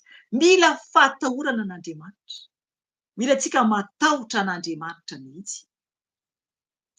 Dia ny ankonany koa zany dia tena hoe sy ny ankonany rehetra zany dia ny toe dia hoe ka nanao fiantrana be tamin'ny olona sady nivavaka mandrakariva tamin'Andriamanitra. Amen. Ry havana. Sady vavaka tsara izy ary koa natahotra an'Andriamanitra. Ahoana moa zany hoe matahotra an'Andriamanitra zany? Raha misy olona iray atahorantsika dia ataontsika zay tsy atezitra an'ilay olona. Zay le izy. Satria raha ohatra hoe fantatsika zao hoe zavatra tsy azo atao nefa ny ataontsika dia fantatsika tsara fa ho tezitra ilay olona. Raha ohatra hoe olona nitaizanao na iza ianao ka ianao mbola kely, ohatra hoe mitandremo aza mangalam-pihinana, exemple ohatra ny ataoko, nefa ianao fa ny natao mihitsy hangalam-pihinana, ho tezitra zany ilay olona nitaiza avy eo. Ry havana, ohatra koa ny amin'ny tompo, ny tenin'Andriamanitra, baiboly eo anoloantsika, izay manana baiboly inga ianao manana baiboly satria tena ilaina ny baiboly, ilainao io satria ho avy ny fotoana tompo tsy siny ny amin'ny telefona moa zany iova zany ny tenin'Andriamanitra amin'ny telefona, mitandremo ianao satria efa nisy fampahafantarana an'izay. Ho diso ny fanoratana zareo baiboly amin'ny telefona satria efa manomboka ilay fahavalo. Ka tsara mana baiboly taratasy. Tsara mana baiboly taratasy. Ary efa tokoa ny fotoana tsy afaka tsony izay mpianatra anao toy izao eto satria ho avy izay fotoana izay. Tonga dia efa mampitandrina anareo aho. Ho avy ny fotoana tsy ho eto amin'ny YouTube intsony izay. Ka tsara ianao manana ny tenin'Andriamanitra taratasy rehefa tonga ny andro mahory. Ahafahanao dinihanao, ahafahanao manaraka tsara ny tenin'Andriamanitra. Ry havana, mila tsika mana baiboly. Eto zany ilay Kornelio dia tena natahotra an'Andriamanitra izy. Nataony dia nankatoa ny tenin'Andriamanitra izy zany.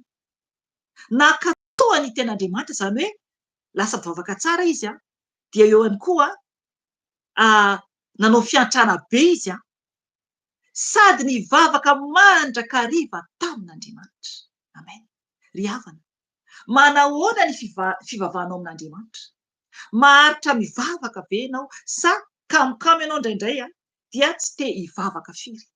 Mila zany isika tena hoe maharitra mivavaka. Maharitra mivavaka.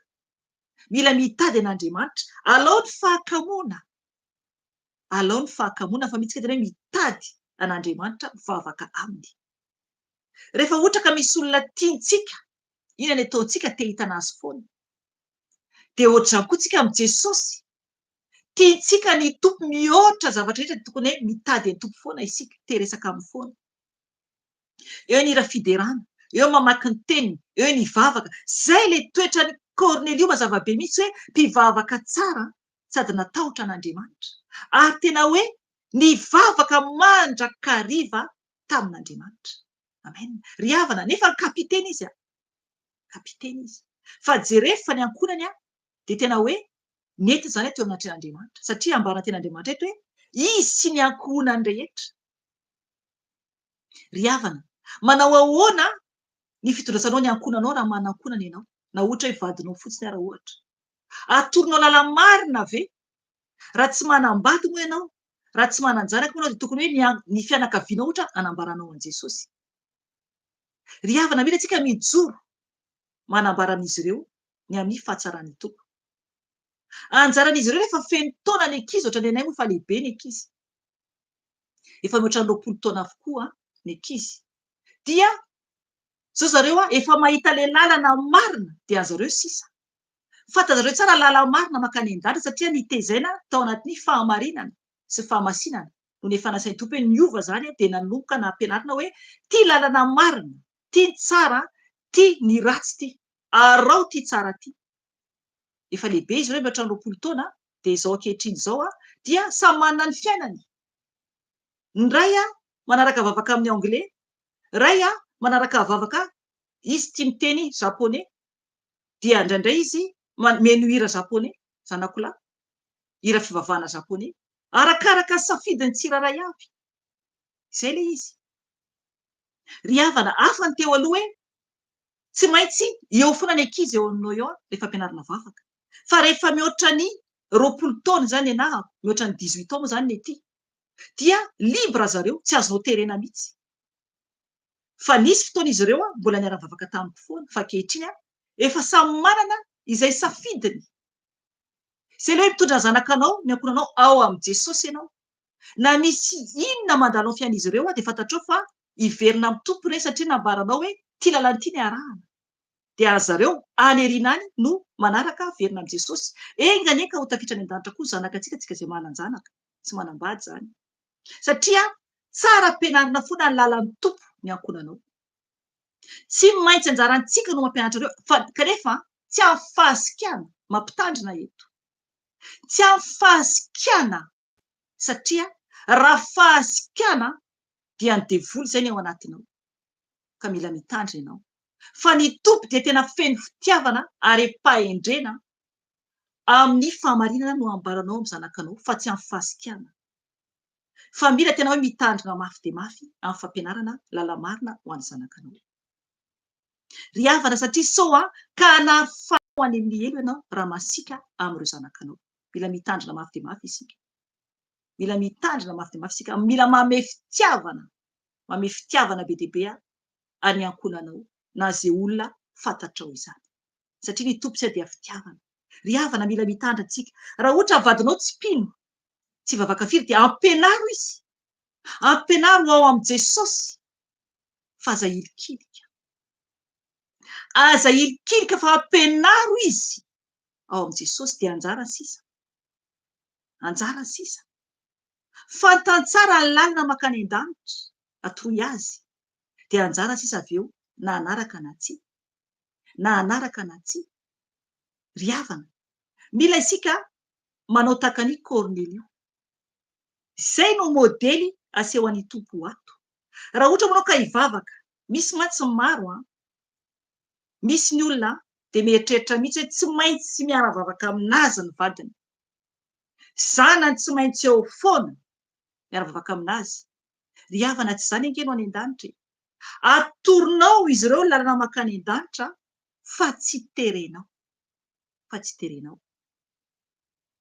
Ny momba ny amin'ny vadiko, impiry ny tompo no mananatra.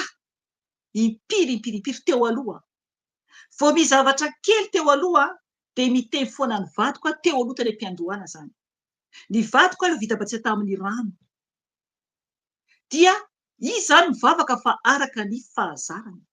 Dia rehefa tena niova be ako dia tiako ohatra koa ilay vadiko. Ary ireo zanako koa. Ry havana, tsy neken'ny tompo hitana izay saina izay aho. Tsy neken'ny tompo hitana izay saina izay fa nambaran'ny tompo tamiko mihitsy hoe mila mijoro foana ako fa tsy manaraka ny ataony ary tsy manery azy anaraka. Amen. Mila tsika mahatsapa an'izay. Tsy manery any ankonanao anaraka anao.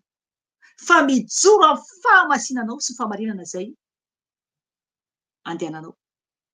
Dia manoro azy lalamarina fa tsy tezitra amiko. Tsy anjarantsika akory no mitsara. Tsy anjarantsika akory no hanova olona fa Jesosy manova olona. Fa iza moa isika no afaka hitsara olona. Ry havana, mbola ho tsaraina isika. Mila mitandrina isika ny amin'ny fombantsika eo anaty amin'ny vadintsika sy ireo zanakantsika, na koa ny havantsika zany zay tsy manana ankonana eto.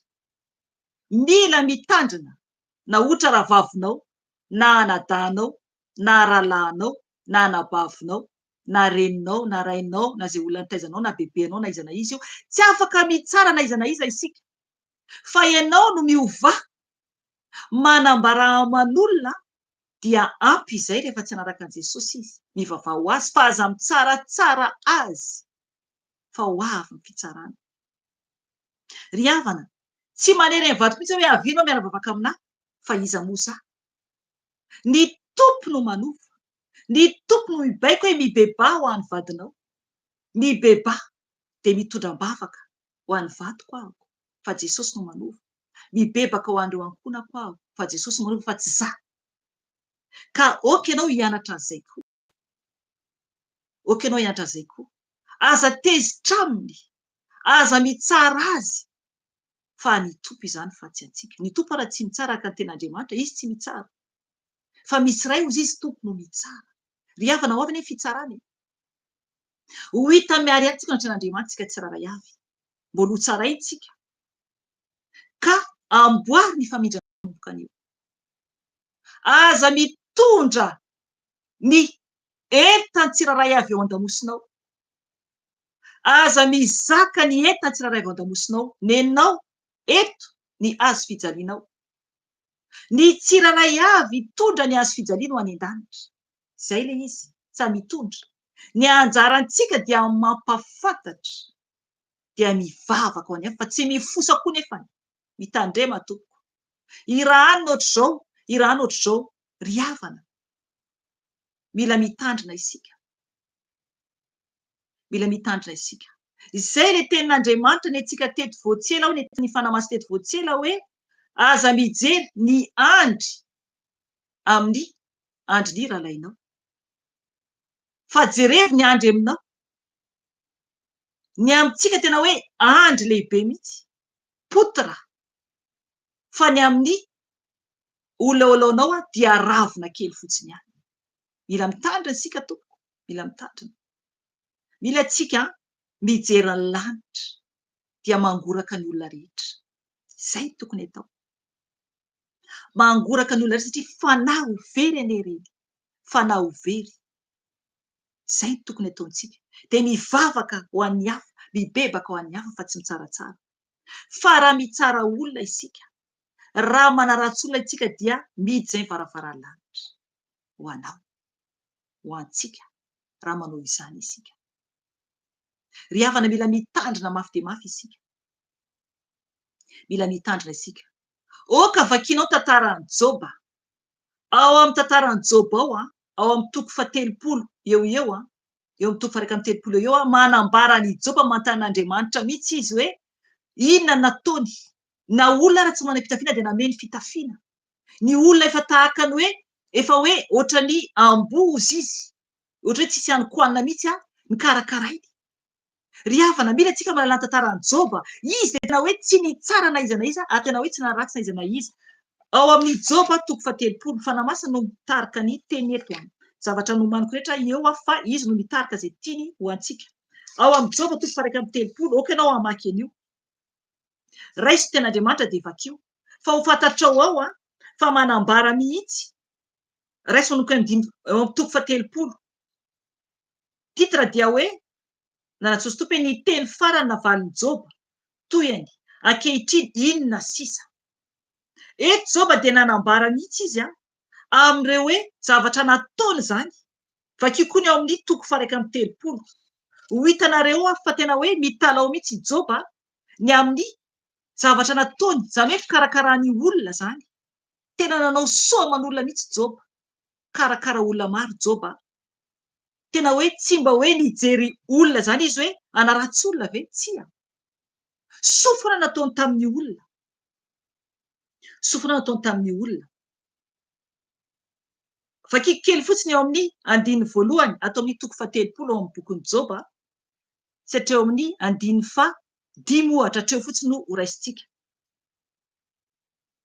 Joba 3:1 ka hatramin'ny 5. Fakiko tena maratsy Jesosy tompo. Fa ankehitriny kosa dia miome ahy na dia izay mbola zandroko aza, dia ny zanak'ireo izay nolaviko tsy ho isan'ny amboa, miandry ny ondriko akory. Koa ataoko inona moa ny herintsandrin'ireo? Efa very ny fahatanjahany, kaozatra noho ny tsy fisikanina sy ny mosary izy ireo, ho makomana foana any an-tanarakaina. Ao amin'ny aizin'ny loza sy ny faharinganana, mitsongo anana dia eny amin'ny kirihitr'ala ireny, ary ny fototry ny anjavidy no sakafony. Roaina tsy ho eo amin'ny olona izy, sady akoraina toy ny mpangalatra. Koa eny an-davaka amin'ny morony lohasan-drika no itoerany. Dia any andavatany sy any andavabato, toizantsika ihany. Minananana eny amin'ny kirihitr'ala izy, ary mitangorona eny ambanin'ny amiana. Olom-poana izy ireny, sady olona tsy manana anarana akory, ka roaina tsy ho eo amin'ny tany ankehitriny. Ankehitriny anefa dia ataony ankira ao, eny ataony ambetibetiny ao, ataony toy zava-betaveta ao, ka alaviriny, ary tsy misalasala ny androrany tavako izy. Koa satria noketrehin'Andriamanitra ny kofehin-tsipikako, ka napetreny aho, dia tsy nisy fetrany intsony ny famelezan'ireo ahy. Mitangorona eo ankavanako izy ireo, ka manosika ny tongotro hibolisatra, ary manandratra tovotany ampidirany loza amiko. Mandrava ny lalako izy, ary mitady lalana anapotehana ahy, na dia tsy misy manampy azy aza. Toy ny fiditra eo amin'ny banga lehibe no fiaviny, koa avy ao amin'ny voarava izy no miriotra. Ny todika mely ahy ny fampitahorana, no paon'ny rivotra ny voninahitro, ka levona tahaka ny rahona ny famonjena ahy. Ajanoko hatreo amen. Ireo olona reo raha mamaky ianao hatramin'ny 1:3 olona navotany avokoa ireo. Olona navotany, olona nampitafiny, olona nikarakarainy Joba avokoa. Ry havana, tokony isika anana toetra tahaka ny Joba, ary tahaka ny Kornelio. Oka ianao hamaky ny amin'io tantaran'ny Joba io, oka ianao hamaky ny tenin'Andriamanitra, satria tsisy fotoana firy tsika eto fa lava be. Eto tsika mivena tao amin'ny Kornelio tsika, eto ny tenin'Andriamanitra dia manambara zany fa io kapiteny Romanina io dia olona tena hoe mpivavaka tsara, natahotra an'Andriamanitra. Natahotra an'Andriamanitra izy ary ny zavatra niseho dia 7, nahita izy miharihary tamin'ny fahitana rehefa tokony tamin'ny ora 7 atoandro, fa indro nisy anjelin'Andriamanitra niditra tao an-tranony, ka niteny taminy hoe ry Kornelio. Hatreo aloha ry havana, nahita i Kornelio tamin'ny fahitana, anjelin'Andriamanitra tamin'ny ora 7 atoandro izany. Ry havana, efa tsy teo intsony Jesosy efa tsy teo intsony Jesosy fa nahita anjely izy tamin'ny fahitana. Ry havana, jerevo ny teny Kornelio 4:, noho ny banjina ady izy dia raiky tahotra, ka niteny hoe ahoana tompoko. Ry havana, ny fahitana, raha ohatra mbola tsy nahita fahitana ianao dia raha mikipy ny masonao dia mahita toy ny olona mahita mijery rehefa misokatra maso ianao. Miala tsiny amin'ny olona jamba tompoko, tena fona aminao ary fona ary manana fo amiko. Miala tsiny aminao tompoko raha tsy mahita ianao. Ny fahitana dia mahita ianao takanao masonao misokatra zany, fa manjavonjavo indraindray tena manjavonjavo fa tsy hitanao firy le izy, arakaraka ny fampisehoan'ny tompo anao. Indraindray alavidavitra le fahitana hitanao, ohatr'izay ny fampisehoan'ny tompo. Alavidavitra hitanao fa manjavonjavo. dia eo ihany koa rehefa ohatra ka hoe atory zay le hoe tsindrimandry rehefa ohatra ka atory iny efa nataony efa naseho tompo taminazy zavatra efa nambarako tamin'ny vidéo tato vao eo ambony fandriana fotsiny ka midaboka ny loha vao mikipo maso tonga dia nahita fahitana any amin'ny elo ahako tonga dia entiny azy zany ilay fanahy ahiratry ny tompitsy le masom-panahy mahita masoko amin'ny mikipy dia mahita ahako fa manjavozavo any amin'ny elo zay le hoe fahitana ry havana eto zany dia noho ny banjina azy izy dia raiky tahotra ka niteny hoe ahoana to dia jerevo ny teny le anjely hoe dia niteny tamindray le anjely hoe ny vavaka ataonao sy ny fiantranao dia efa tafakatra ho fampatsiarovana eo anatren'Andriamanitra. Amen. Ry havana ny vavaka zany ataontsika rehefa vavaka isika ka tena marina zany vavaka ataontsika raha tena marina dia araka io tenin'ny anjely io zany hoe tafakatra eo anatren'Andriamanitra zany na koa anao miatra zany ianao miatra olona dia tafakatra eo anatren'Andriamanitra. Raha mamaky ny tantaran'i Job ianao dia amaly azy Andriamanitra avy eo, amaly azy ny tompo Andriamanitra avy eo raha mamaky ianao tantaran'i Job dia fantatrao tsara fa naverin'Andriamanitra taminy avokoa ilay nananany teo ary tena hoe feno mitafotafo na ny zanany ary dia mbola nomeny tompo zanaka izy. Ry havana tsy fananana be dehibe koa Andriamanitra zany miaino rehefa tena anaty famarinana isika, famarinana hoy aho ary koa miantra zany ny tsy manana ny mahanitra dia teto zany ilay tantara dia nanambara zany ilay anjely aniraka olona andeha akany Petera.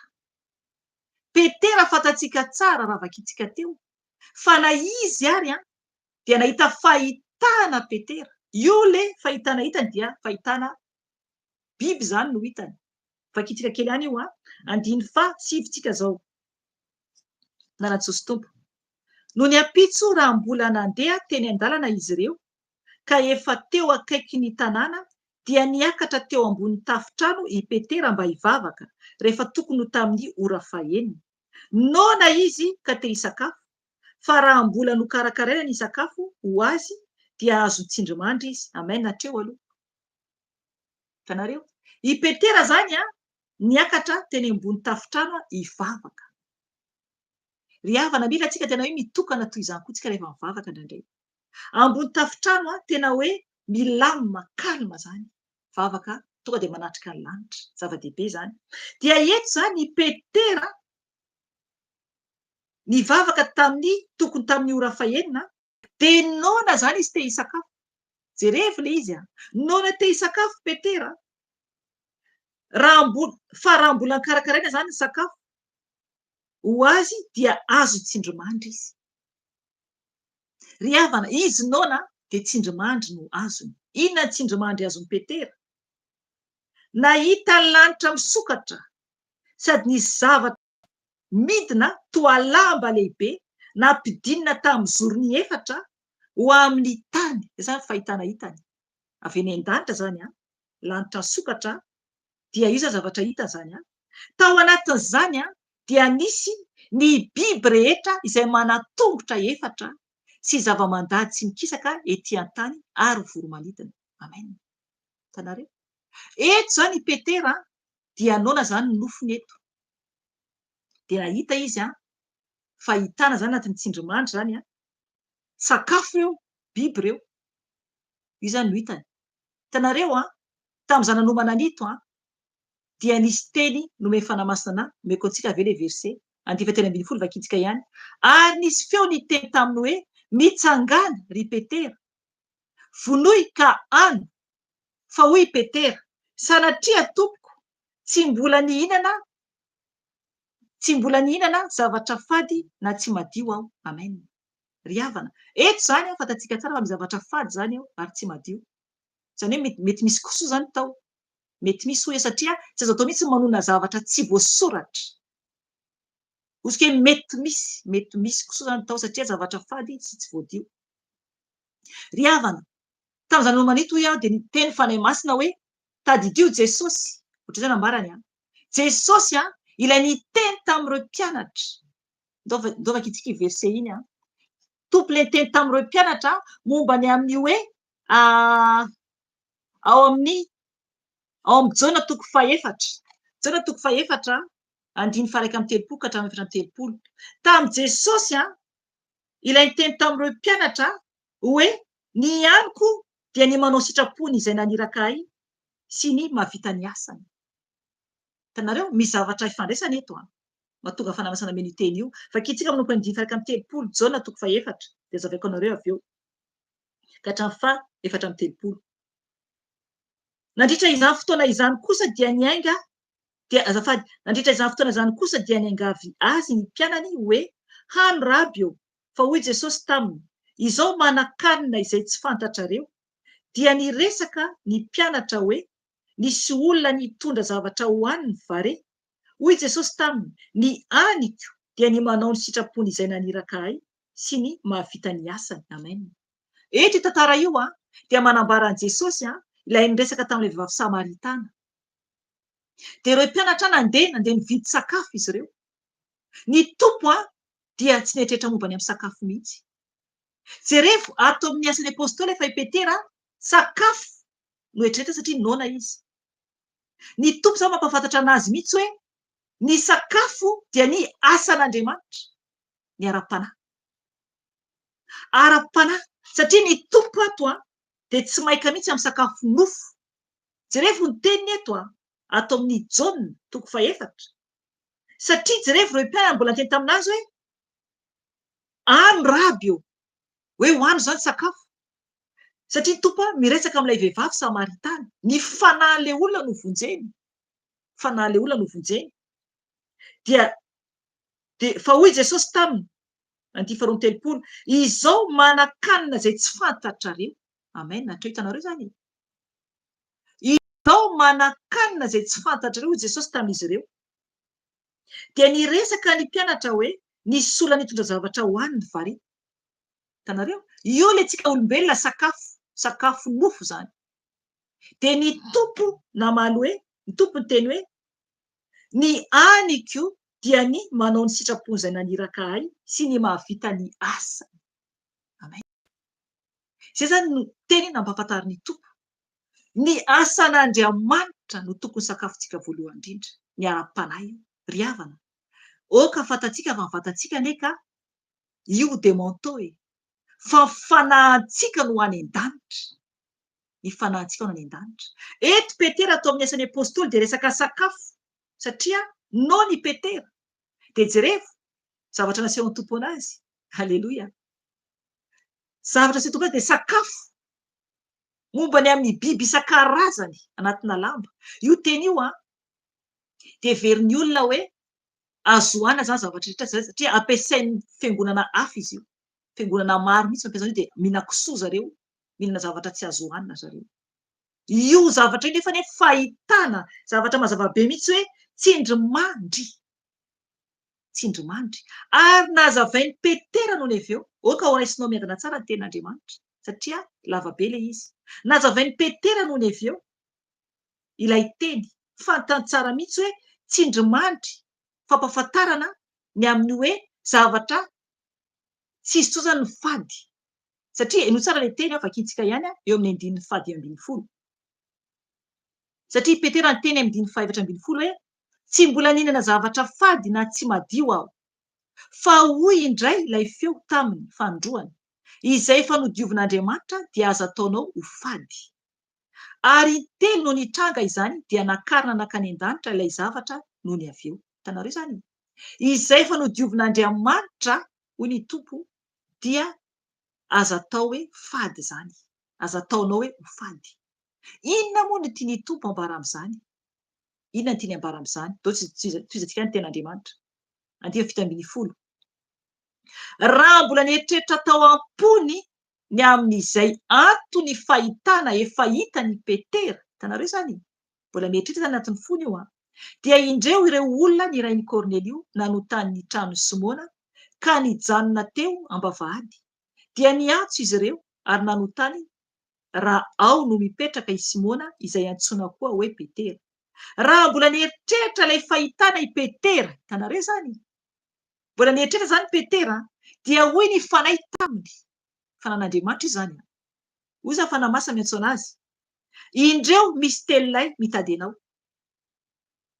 Koa mitsangana ianao dia midina ary mandehana miaraka aminy ka aza misalasala. Aleloia. Tanareo zany. Aza misalasala hoy ny fanahy masina taminy. Fa izao no naniraka azy. Amen. Ry havan'Andriamanitra tsy mizatavan'olona. Andriamanitra tsy mizatavan'olona. 2:20 dia nidina tany amin'ireo olona ireo Petera ka niteny hoe, ity aho izay tadiavinareo, inona no antony hatongavanareo aty? Dia hoy ireo, i Kornelio kapiteny, lehilahy marina sady matahotra an'Andriamanitra ka tsara laza amin'ny fireneny Jiosy rehetra, dia efa notorony anjely masina hevitra hampakanao ho any an-tranony sy haino teny avy aminao. Tanareo zany. Miandry zany Kornelio sy ny ankohonany, miandry teny avy amin'ny Petera. Nefa ny Petera, izy dia mbola le hoe ao amin'ny Jiosy any aloha. Jiosy any aloha. Fa eto io fahitana io, tsindrimandry io, nanalany tompo anatin'ny sainy Petera sy ireo apôstôly sasany niaraka taminy fa tsy sotsony ny Jiosy, na tsy Jiosy, na jentilisa, na grika, na lahy na vavy. Io fahitana io nampahafantarany tompo fa tsy sotsony izany. Fa ao amin'ny tompo avokoa ny tsirairay avy rehefa hoe manaraka ny tompo dia ao amin'ny tompo ray ihany tsirairay. Amen. Dia teto zany dia nanaraka azy zany i Petera. Tonga dia any amin'ny nanaraka azy Petera. No nepitso 2:20 ary i Petera dia napetrano azy ireo andry tao.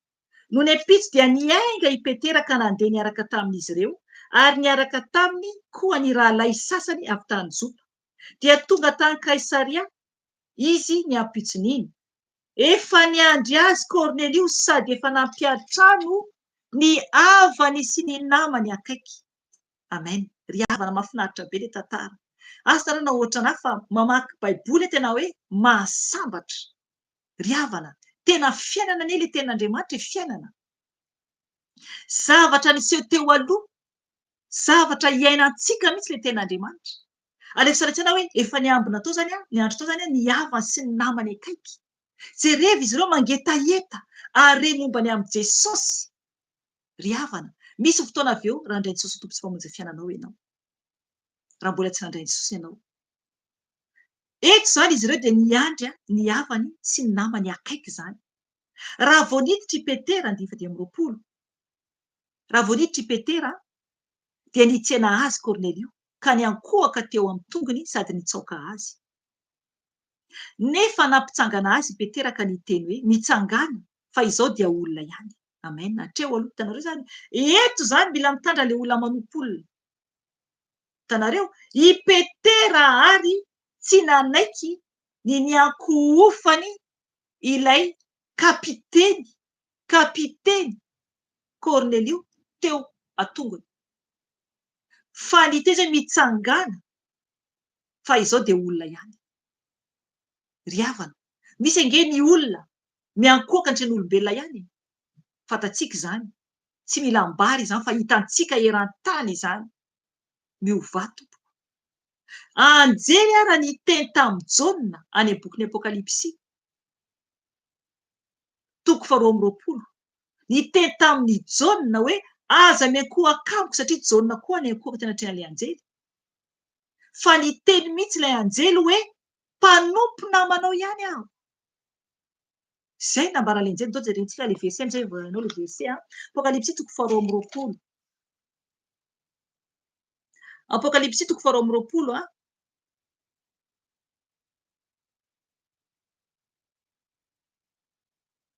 Andiny 9. Fakiko ny tena anaran'i Jesosy tompo.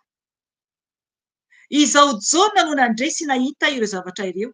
Rehefa nandresy nahita aho dia ny ankohaka hivavaka teo alohan'ny tongotra ilay anjely naneo ay ireo zavatra ireo. 9 kanefa hoy izy taminy, tandremo aza manao izao fa mpanompo manao ihany aho sady namany mpaminany rahalainao sy izay mitandrina ny teny amin'ity boky ity. Andriamanitra ihany no hivavao. Amen. Tanareo zany anjely raha miteny eto lehibe nke tompoko ny anjely. Anjely hitako tao anaty fahitana tamin'izany natory tena goavana be ke ny anjely, ry havana, tena avo be le anjely hitako. Tsy hitako raha ny tapany ambony iny, tsy hitako. Satria indray andro efa nataoko teto izay temony azay indray andro raha natory zay fantaonany maromaro zay dia mangataka amin'ny tompo zany hoe anjely hiaro anay ohatran'izay vavaka nataoko dia ny avy eo rehefa natory ny alina iny dia nahitako anjely teo atombom-pandrianay mivady, ry havana, tena gaga aho. Eo amin'ny tongotry ny fandriana mihitsy, zany hoe farana zany le fandriana dia hitako zany eo amin'ny eto amin'ny tratran'ilay anjely eo, ny hitako eto fotsiny hatreto ambany kely ny tratrany.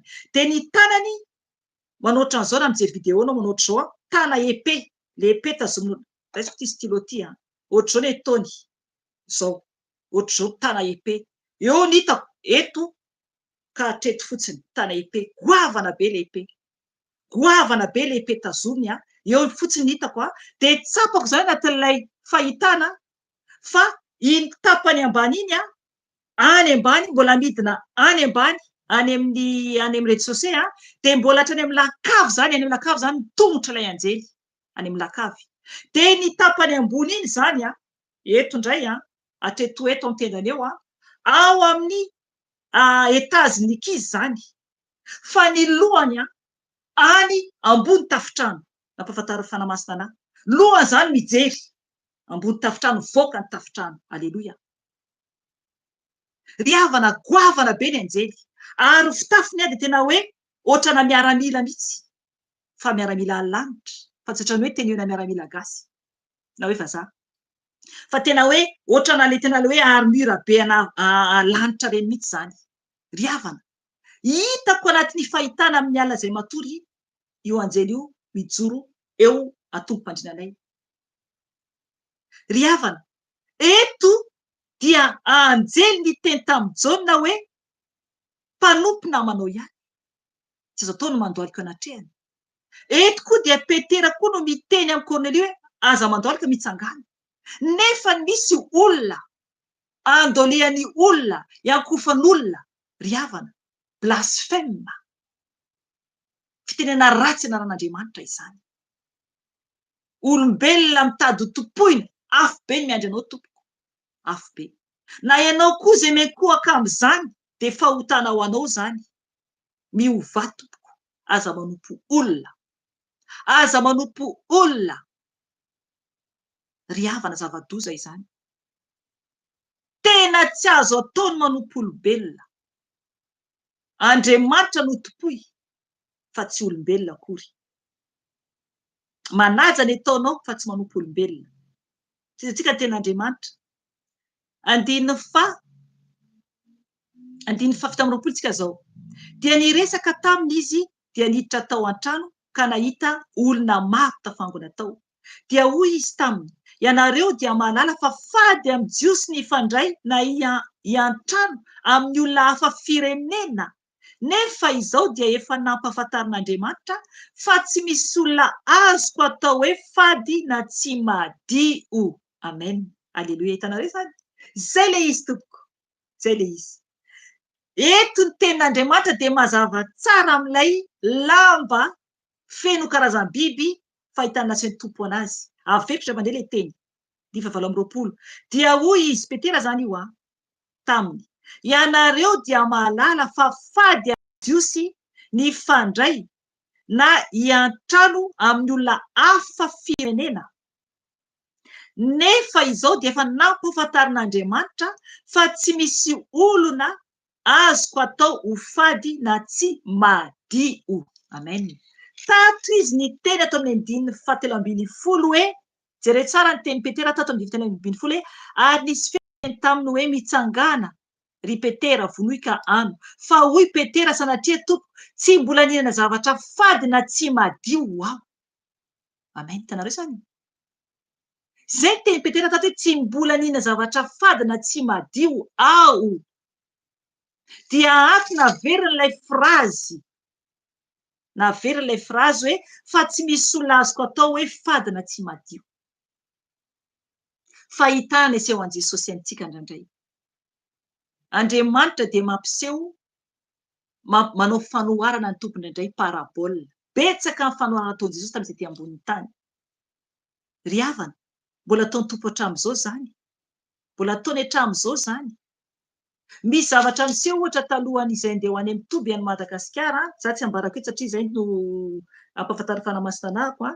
Nisy nofitako nasehon'ny tompo anahy alohan'izay andeha ho any Madagasikara. Dia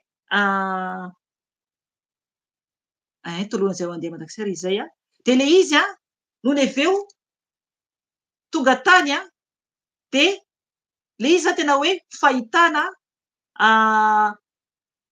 zavatra hoe tsy maintsy zany ara-panahy zany ahafantarana le izy. Sokatra lahatra zavatra zany avy any an-danitra nampidin'ny tompo zany. Voaraiko zavatra io tsy ambarako le izy voaraiko dia hitako hoe zaraiko anankiroa le izy. Zavatra izay tonga tany Madagasikara dia zavatra niseho fampafantaran'ny tompo ny amin'ilay zaza anankiray ho mpaminana ohatra. Hitanareo zavatra fampafantaran'ny tompo zany. Izy koa efa nampanofisin'ny tompo koa izy zavatra koa izy hafa koa tany hafa indray zany anazy. Zay zany hoe tompo zany mahafantatra zavatra hafa tsy arakitsika olombelona, ara-panahy no aseho an Jesosy, ara-panahy fa tsy araka ny nofintsika le izy. Zay no tonga Petera teto. Izy nona Petera dia sakafo, zavatra hohanina no nampafantaran'ny tompo. Fa tsy koa hoe afaka mihinan-kisoa na afaka mihinana zavatra tsy mety. Dia eto ten'Andriamanitra, eto zany i Petera sy ireo olona ireo dia nanaiky amin'izay fa tsisy intsony ny olona fady eo anatrin'Andriamanitra. Ry havana, ten'Andriamanitra dia manambara mihitsy araka nambarako teo hoe miteny hoe tsisy intsony Grika na hoe jiosy na jiosy. Raisinao fotsiny verset Galatiana 4:7-20. Afaka manoratra ianao Galatiana 4:7-20. Tsy mizaha tavan'olona zany Andriamanitra. Eto amin'ny andininy efatra amby telopolo tsika izao. Ato amin'ny Asan'ny Apôstôly. Dia nilobava i Petera ka niteny hoe hitako marina tokoa izao fa tsy mizaha tavan'olona Andriamanitra. Hitanareo zany tsy mizaha tavan'olona Andriamanitra. 9:30. Fa amin'ny firenena rehetra izay olona matahotra azy ka manao ny marina no ankasitrahany. Amen. Ry havana, izay manao ny marina ihany no ankasitrahany. Teto i Petera, okanao hamaky ny tenin'Andriamanitra avy eo rehefa milama izy tamin'izy ireo amin'ny nazavay satria tsy fantatra izy ireo zany. Tsy fantatra misy lahatra dia Jerosalema efatra amby efapolo tonga dia vakiantsika. Hatramin'ny 20 vakiantsika na Jesosy tompo. Rehefa mbola nilaza izany teny izany Petera, izy nambara le ten'Andriamanitra zany momba an Jesosy zany dia nilatsaka tamin'izay rehetra nandray ny teny ny fanahy masina. Hatreo hitanareo zany. Izy ireo zany tonga dia nandray zany zareo ny amin'ny tenin'ny Petera zany satria nino zany izy ireo an Jesosy. Dia nilatsaka tamin'izay zany ny fanahy masina. Talanjona ny mino isan'ny voafora izay niaraka tamin'ny Petera. Satria nirotsaka tamin'ny jentilisa koa ny fanomezana dia ny fanahy masina. Amen. Hitanareo zany.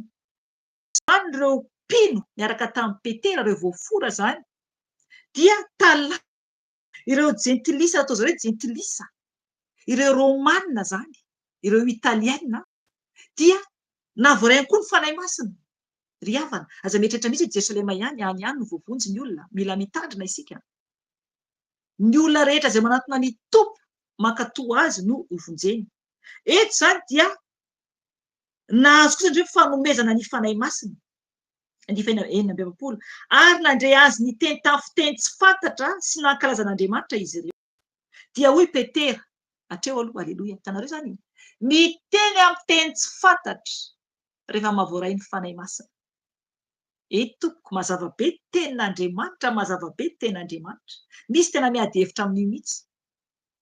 Anao raha ohatra ka mandany tenin'Andriamanitra fa misy amin'ny fiteny amin'ny teny tsy fantatra. Miteny amin'ny teny tsy fantatra, tenin'anjely ny teny tsy fantatra. Dia hoy Petera, moa misy olona mahazo mandrara ny rano tsy anaovana batisa azy reto, izay efa nandray ny fanahy masina tahaka antsika koa va? Hitanareo izany? Tsisy olombelona afaka manda izay olona vojen'Andriamanitra. Tsisy olombelona afaka manda izay sitrapon'Andriamanitra. Tsisy olombelona afaka miteny hoe za ihany tiany Jesosy, za no preferean Jesosy. Ry havana lainga zany. Tiany avokoa ny olombelona rehetra, ary zanany avokoa na lahy na vavy izay manatona azy amin'ny fahamasina sy ny fahamarinana, izay ny ao amin'ny Jesosy. Rehefa manatona ny tompo isika, na lahy ianao na vavy ianao, na inona ny toerana misy ianao, na ambony be ny plasinao, na olona tsy manana firy ianao, na ampovoany ianao, mitovy avokoa, mitovy avokoa. Na gasy ianao na vazaha ianao mahay miteny gasy, ny inona misy ianao, dia tiany tompo ianao, ary tompo dia tsy manavaka. Tsisy hoe ianona tiany tompo bebe kokoa, za tsy tiany tompo bebe kokoa, tsy tompoko, tiany avokoa tsika rehetra. Tsisy hoe prefere zany amin'Andriamanitra. Mazava be tenin'Andriamanitra eto. Jerevo teny Petera, izy niaraka tamin'i Jesosy ty ambony tany, Petera niaraka tamin'i Jesosy ty ambony tany. Miteny eto hoe tsy mizaha tavan'olon'Andriamanitra. Eo amin'ny 4:30. Ry havana, mitovy avokoa na tren'Andriamanitra ny olombelona rehetra. Aza mieritreritra hoe za tiany tompo bebe kokoa, raha anona tsy tiany bebe kokoa, lainga zany. Lainga zany. Tiany tovy avokoa zanany rehetra. Tovy avokoa rehetra rehetra. Na kely na lehibe io, na kely na lehibe io. 7:7 moa misy olona mahazo mandrara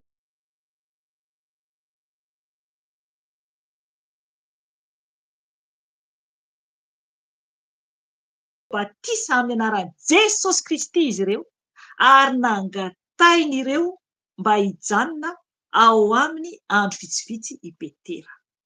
Amen. Ry havana, natao batisa izy ireo. Na iza ianao, te handrain'i Jesosy tompo sy mpamonjy ny fiainanao, dia ny tompo afaka koa hanao batisa anao. Izy manao batisa, fa tsy olombelona. Jesosy no manafaka sy manadio antsika. Ry havana, tianao Jesosy, miantso anao izy anio. Miantso anao izy anio araka ny teny izay nonontsika teo. Mazava tsara ny teny fa Jesosy tsy mizaha tavan'olona. Tian'ny olona izay noforoniny rehetra Jesosy. Ka miantso anao Jesosy anio, anantona azy, mibebaka eo anatrehany, handray azy ho tomponao amin'ny fiainanao, raha vonona ianao. Ry havana, izay ten'Andriamanitra anio. Izy irery ihany no tompon'izao rehetra izao. Izy no tompon'ny nofo rehetra. Mazava zany eo bokin'i Jeremia, afaka raisinao Jeremia 4:7-20. Manambara hoe indro izao no tompony, indro andao raisintsika Jeremia 4:7 ndao vakintsika mihitsy. Jeremia 4:7-20. Hoy ny teny tompo vakiko amin'ny anarany. Jeremia 4:7-20. Indro izao no tompo Andriamanitry ny nofo rehetra, moa misy zava-mahagaga izay tsy haiko va? Amen. Ry havana, mazava ten'Andriamanitra. Miteny ny tompo Jesosy eto hoe izy zany no tompo Andriamanitry ny nofo rehetra. Moa misy zava-mahagaga izay tsy haiko va? Ry havana, izy no tompo Andriamanitry ny nofo rehetra. Tsisy ambony, tsisy ambany, any tompo avokoa ny zanany rehetra, mitovy avokoa. Mitovy avokoa. Mila isika tena hoe manatona Jesosy tanteraka. amin'ny fonao manontolo, amin'ny fananao manontolo, aza miandro foana zay miandro olona foana ianao fa tadiavy Jesosy dia hitanao fa ahery ianao. Aza mieritreritra hoe mama Felisiany vavaka tsy tena vavaka matetika, ry havana, mila mitady any tompo matetika koa ne izahay, zokerika koa toy izany. Na dia hoe indraindray ny alina vizaka, tsy mivavaka raha tsy matory raha tsy mivavaka, na reraka ry aho dia kosehiko ny masoko, dia mandroaka devoly aho, dia indraindray mandefa mozika, azahoako hery andolehako mivavaka, dia rehefa mivavaka eo dia manomboka amin'izay ny hery ny fanamasina tonga izay tsy maintsy miady tsika amin'ny nofo mba ahafahantsika hoe hiditra any an-danitra. Misy ny farerahana, misy ihany koa indraindray ny fieritkerehana kely fa resena izany, resena. Ry havana, tsy maintsy mitady isika any tompo, tsy maintsy mitady ny tompo isika mba ho tafiditra ny lanitra. Io dia adintsika tsiraray avy io, tsika tsiraray avy no tsy maintsy miezaka hisambatan'olona. Izay ny ao amin'i Jesosy, hisambatan'olona. Aza miandry fotsiny fotoana eto isaky ny sabata, na ny fotoana hoe ny alakamisy alina raha ohatra ka tsy anatin'ny gropy ianao, tsy anatin'ny gropy misy latsinainy alina, misy alarobia alina,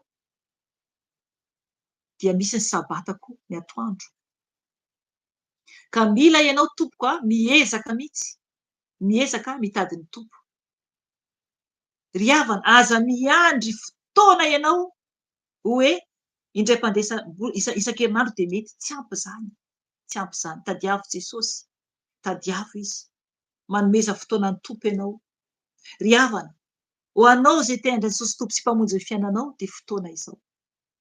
Raiso Jesosy, raiso izy ho tompo sy mpamonjy ny fiainanao. Dia rehefa vita ny fandraisanao Jesosy tompo sy mpamonjy ny fiainanao dia aoka ianao atao batisa amin'ny ranobe. Raha ohatra ianao ka hoe misy toerana hoe ahafahanao manao batisa amin'ny ranobe dia mitadiava olona nefany hoe mendrika ihany koa hanao an'ilay batisa, fa tsy hoe akory hoe iny hoe misy pastera any na hoe mitondra fivavahana, ohatra hoe hitanao fa mifoka sigara be, misotro toaka be nefa dia hoe ekenao. Mitandrema to, tandremo ny fanahinao, tandremo ny fanahinao. Hitanao zao fa misy zavatra tsy araka an'Andriamanitra amin'ny fiangonana, ohatra hoe misy fijangajangana be dia inao fa manaiky hoe tao batisa ihany. Mitandrema to, fanan'Andriamanitra tsy mitoetra anatin'ny loto, fa oka ianao tena hitandrina mafy dia mafy. Ry havana, hivavaka isika maranantsika ny fotoana dia aorianan'izay miteny aminareo ny amin'ny programa amin'ny sabata ho avy. Raha handray ny tompo ianao dia aoka ianao tonga ianao dia andohalika mangataka sady amin'ny tompo famelana ny amin'ny fahotanao rehetra, mangataha famelana amin'i Jesosy. Mibebay ianao dia mitenena sahady mangataha amin'ny tompo famindrana. Vavaka isika tompo amarantsika zao fotoana izao. Jesosy tompo misaotra anao, mankasitraka anao Jesosy ny amin'ny fotoana izay vita teto anio Jesosy, satria Andriamanitra tsara indrindra ianao. Andriamanitra lehibe indrindra ianao Jesosy malala. Tompo, misaotra ny amin'ny teny rehetra izay azonay teto satria Jesosy saro-piaro aminay ianao. Andriamanitra masina ianao, tsara indrindra ianao. Misaotra Jesosy malala, misaotra Jesosy malala. Jesosy oka tompo ny teny rehetra Jesosy hitoetra anatin'ny fonay, anatin'ny fananay Jesosy, ahafahanay tompo mandeha ho any an-danitra any aminao. Jesosy, ireo Jesosy zanakao tompo izay handray anao ho tompo sy mpamonjy ny fiainany. Tompo malala mamindra fo amin'izy ireo ianao. Fa fao Jesosy ny anan'izy ireo any amin'ny helo Jesosy fa soratany an-danitra Jesosy izy ireo. Tenenao amin'ny Jesosy hoe raisiko ianao Jesosy ho tompo sy mpamonjy ny fiainako, ambarao aminy fa ianao Jesosy. Ianao Jesosy, arao ny teniko raha ohatra ka vonona ianao. Tompo malala ity Jesosy, mangataka aminao Jesosy. Manomboka an'io tompo dia fantatro fa ianao Jesosy no mpamonjy. Ianao no Andriamanitry ny nofo rehetra. Ka ity Jesosy mamela ahy, mamela ny fahotako rehetra Jesosy. Tompo, raisiko ianao ho tompo sy mpamonjy ny fiainako. Manjaka atao poko Jesosy, manjaka fanahiko Jesosy. Tompo, mitoera atao anatiko ianao Jesosy. Ampianaro aho fanahy masina, ampianaro aho. Oka ianao ampianatra hivavaka tahaka ny Kornelio.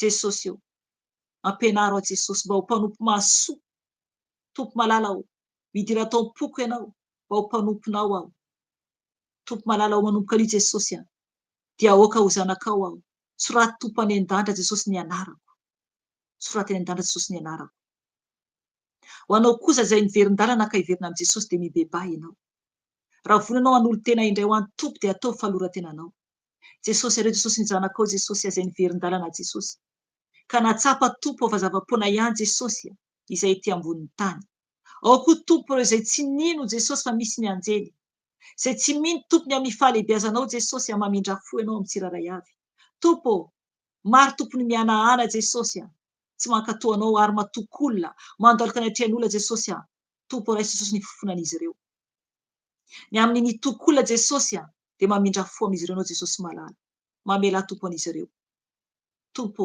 raha n'izy ireo tompo anomboka iverinanao jesosy dia raisy tompo izy ireo mba tena ho mpianatra ho tokoa jesosy io anolo tena ho anao zay jesosy malala anao ny asanao anompo anao jesosy anaradianao mandra-patapitry ny fofonainay satria jesosy ianao no andriamanitray ianao tompony andriamanitry nofo rehetra ianao tompony andohazo rehetra izao ary hafaranzo rehetra izao koa mankasitraka jesosy ny fotoana teto mankasitraka tompony amin'ny fitiavanao famindramponao izay rehetra nataonao ary mbola ho ataonao aminay saotra jesosy midera ho anao rery any jesosy misaotra tompo satria tsy mahay misaotra anao zay jesosy malala ka misaotra mitafitafy jesosy ny amin'ny teny rehetra ny amin'izay rehetra nataonao jesosy ka ny voninahitra ho anao tompo malala hatramin'ny taloha indrindra tsy ankehitriny ary mandrakizay doria misaotra jesosy aleloia aleloia amen amen misaotra ny tompontsika rehefa malala amin'ny sabata ho avy fandraisana ny fanasany tompo zany ka miomana ianareo izay efa vitapatsy tamin'ny ranobe dia afaka nareo mandray ny fanasany tompo dia tsy divay fa ranom-boaloboka dia mofo zany tsisy masirasira raha ohatra ka tsy fantatrao hoe aiza no misy mofo tsy masirasira sotra zany dia ny fataoko ohatra dia maka lafarinina kely lafarinina tena kely dia asiana menaka kely dia asiana rano dia iny afangaro volavolainao amin'ny tanana dia ataonao ambony lapoaly ataonao tsy asiana menaka koa ilay lapoaly fa ataonao ambony lapoaly avadibadika dia efa vita zay fotsiny dia efa vita zay ry havana okantsika tena hoe anatona ny tompo raha ohatra moa ka hoe misy olona tena hoe tsy afaka hoe misy lafarinina ohatr'izany ohatra ka mba mivoatra be misy ianao ka tsy lafarinina afaka ianao koa maka koa anao vovombary koa azonao atao koa vovombary na vary raha ohatra hoe poretina amin'ny tanana atao malemilemy dia ohatrany efa ohatrany hoe mofo ihany izany amen zay any ambanivohitra tena tsisy lafarinina no ambarako eto fa raha mita lafarinina ianao dia azonao atao tompoko ny manao an'izay araka nambarako teo izay amen tahiny tompo daholo tsika izay tompoko ny anio ka mametraka velo aminareo izay sy zokerika dia amin'ny herindray ny fotoana dia miala tsiny amin'ny fahatapahana kely teo fa hitako fa ingany naheno tsara ne ianareo inareo naheno tsara ianareo izay tompo dia veloma daholo tahiny tompo daholo tsika tsiraray avy veloma daholo tompoko amen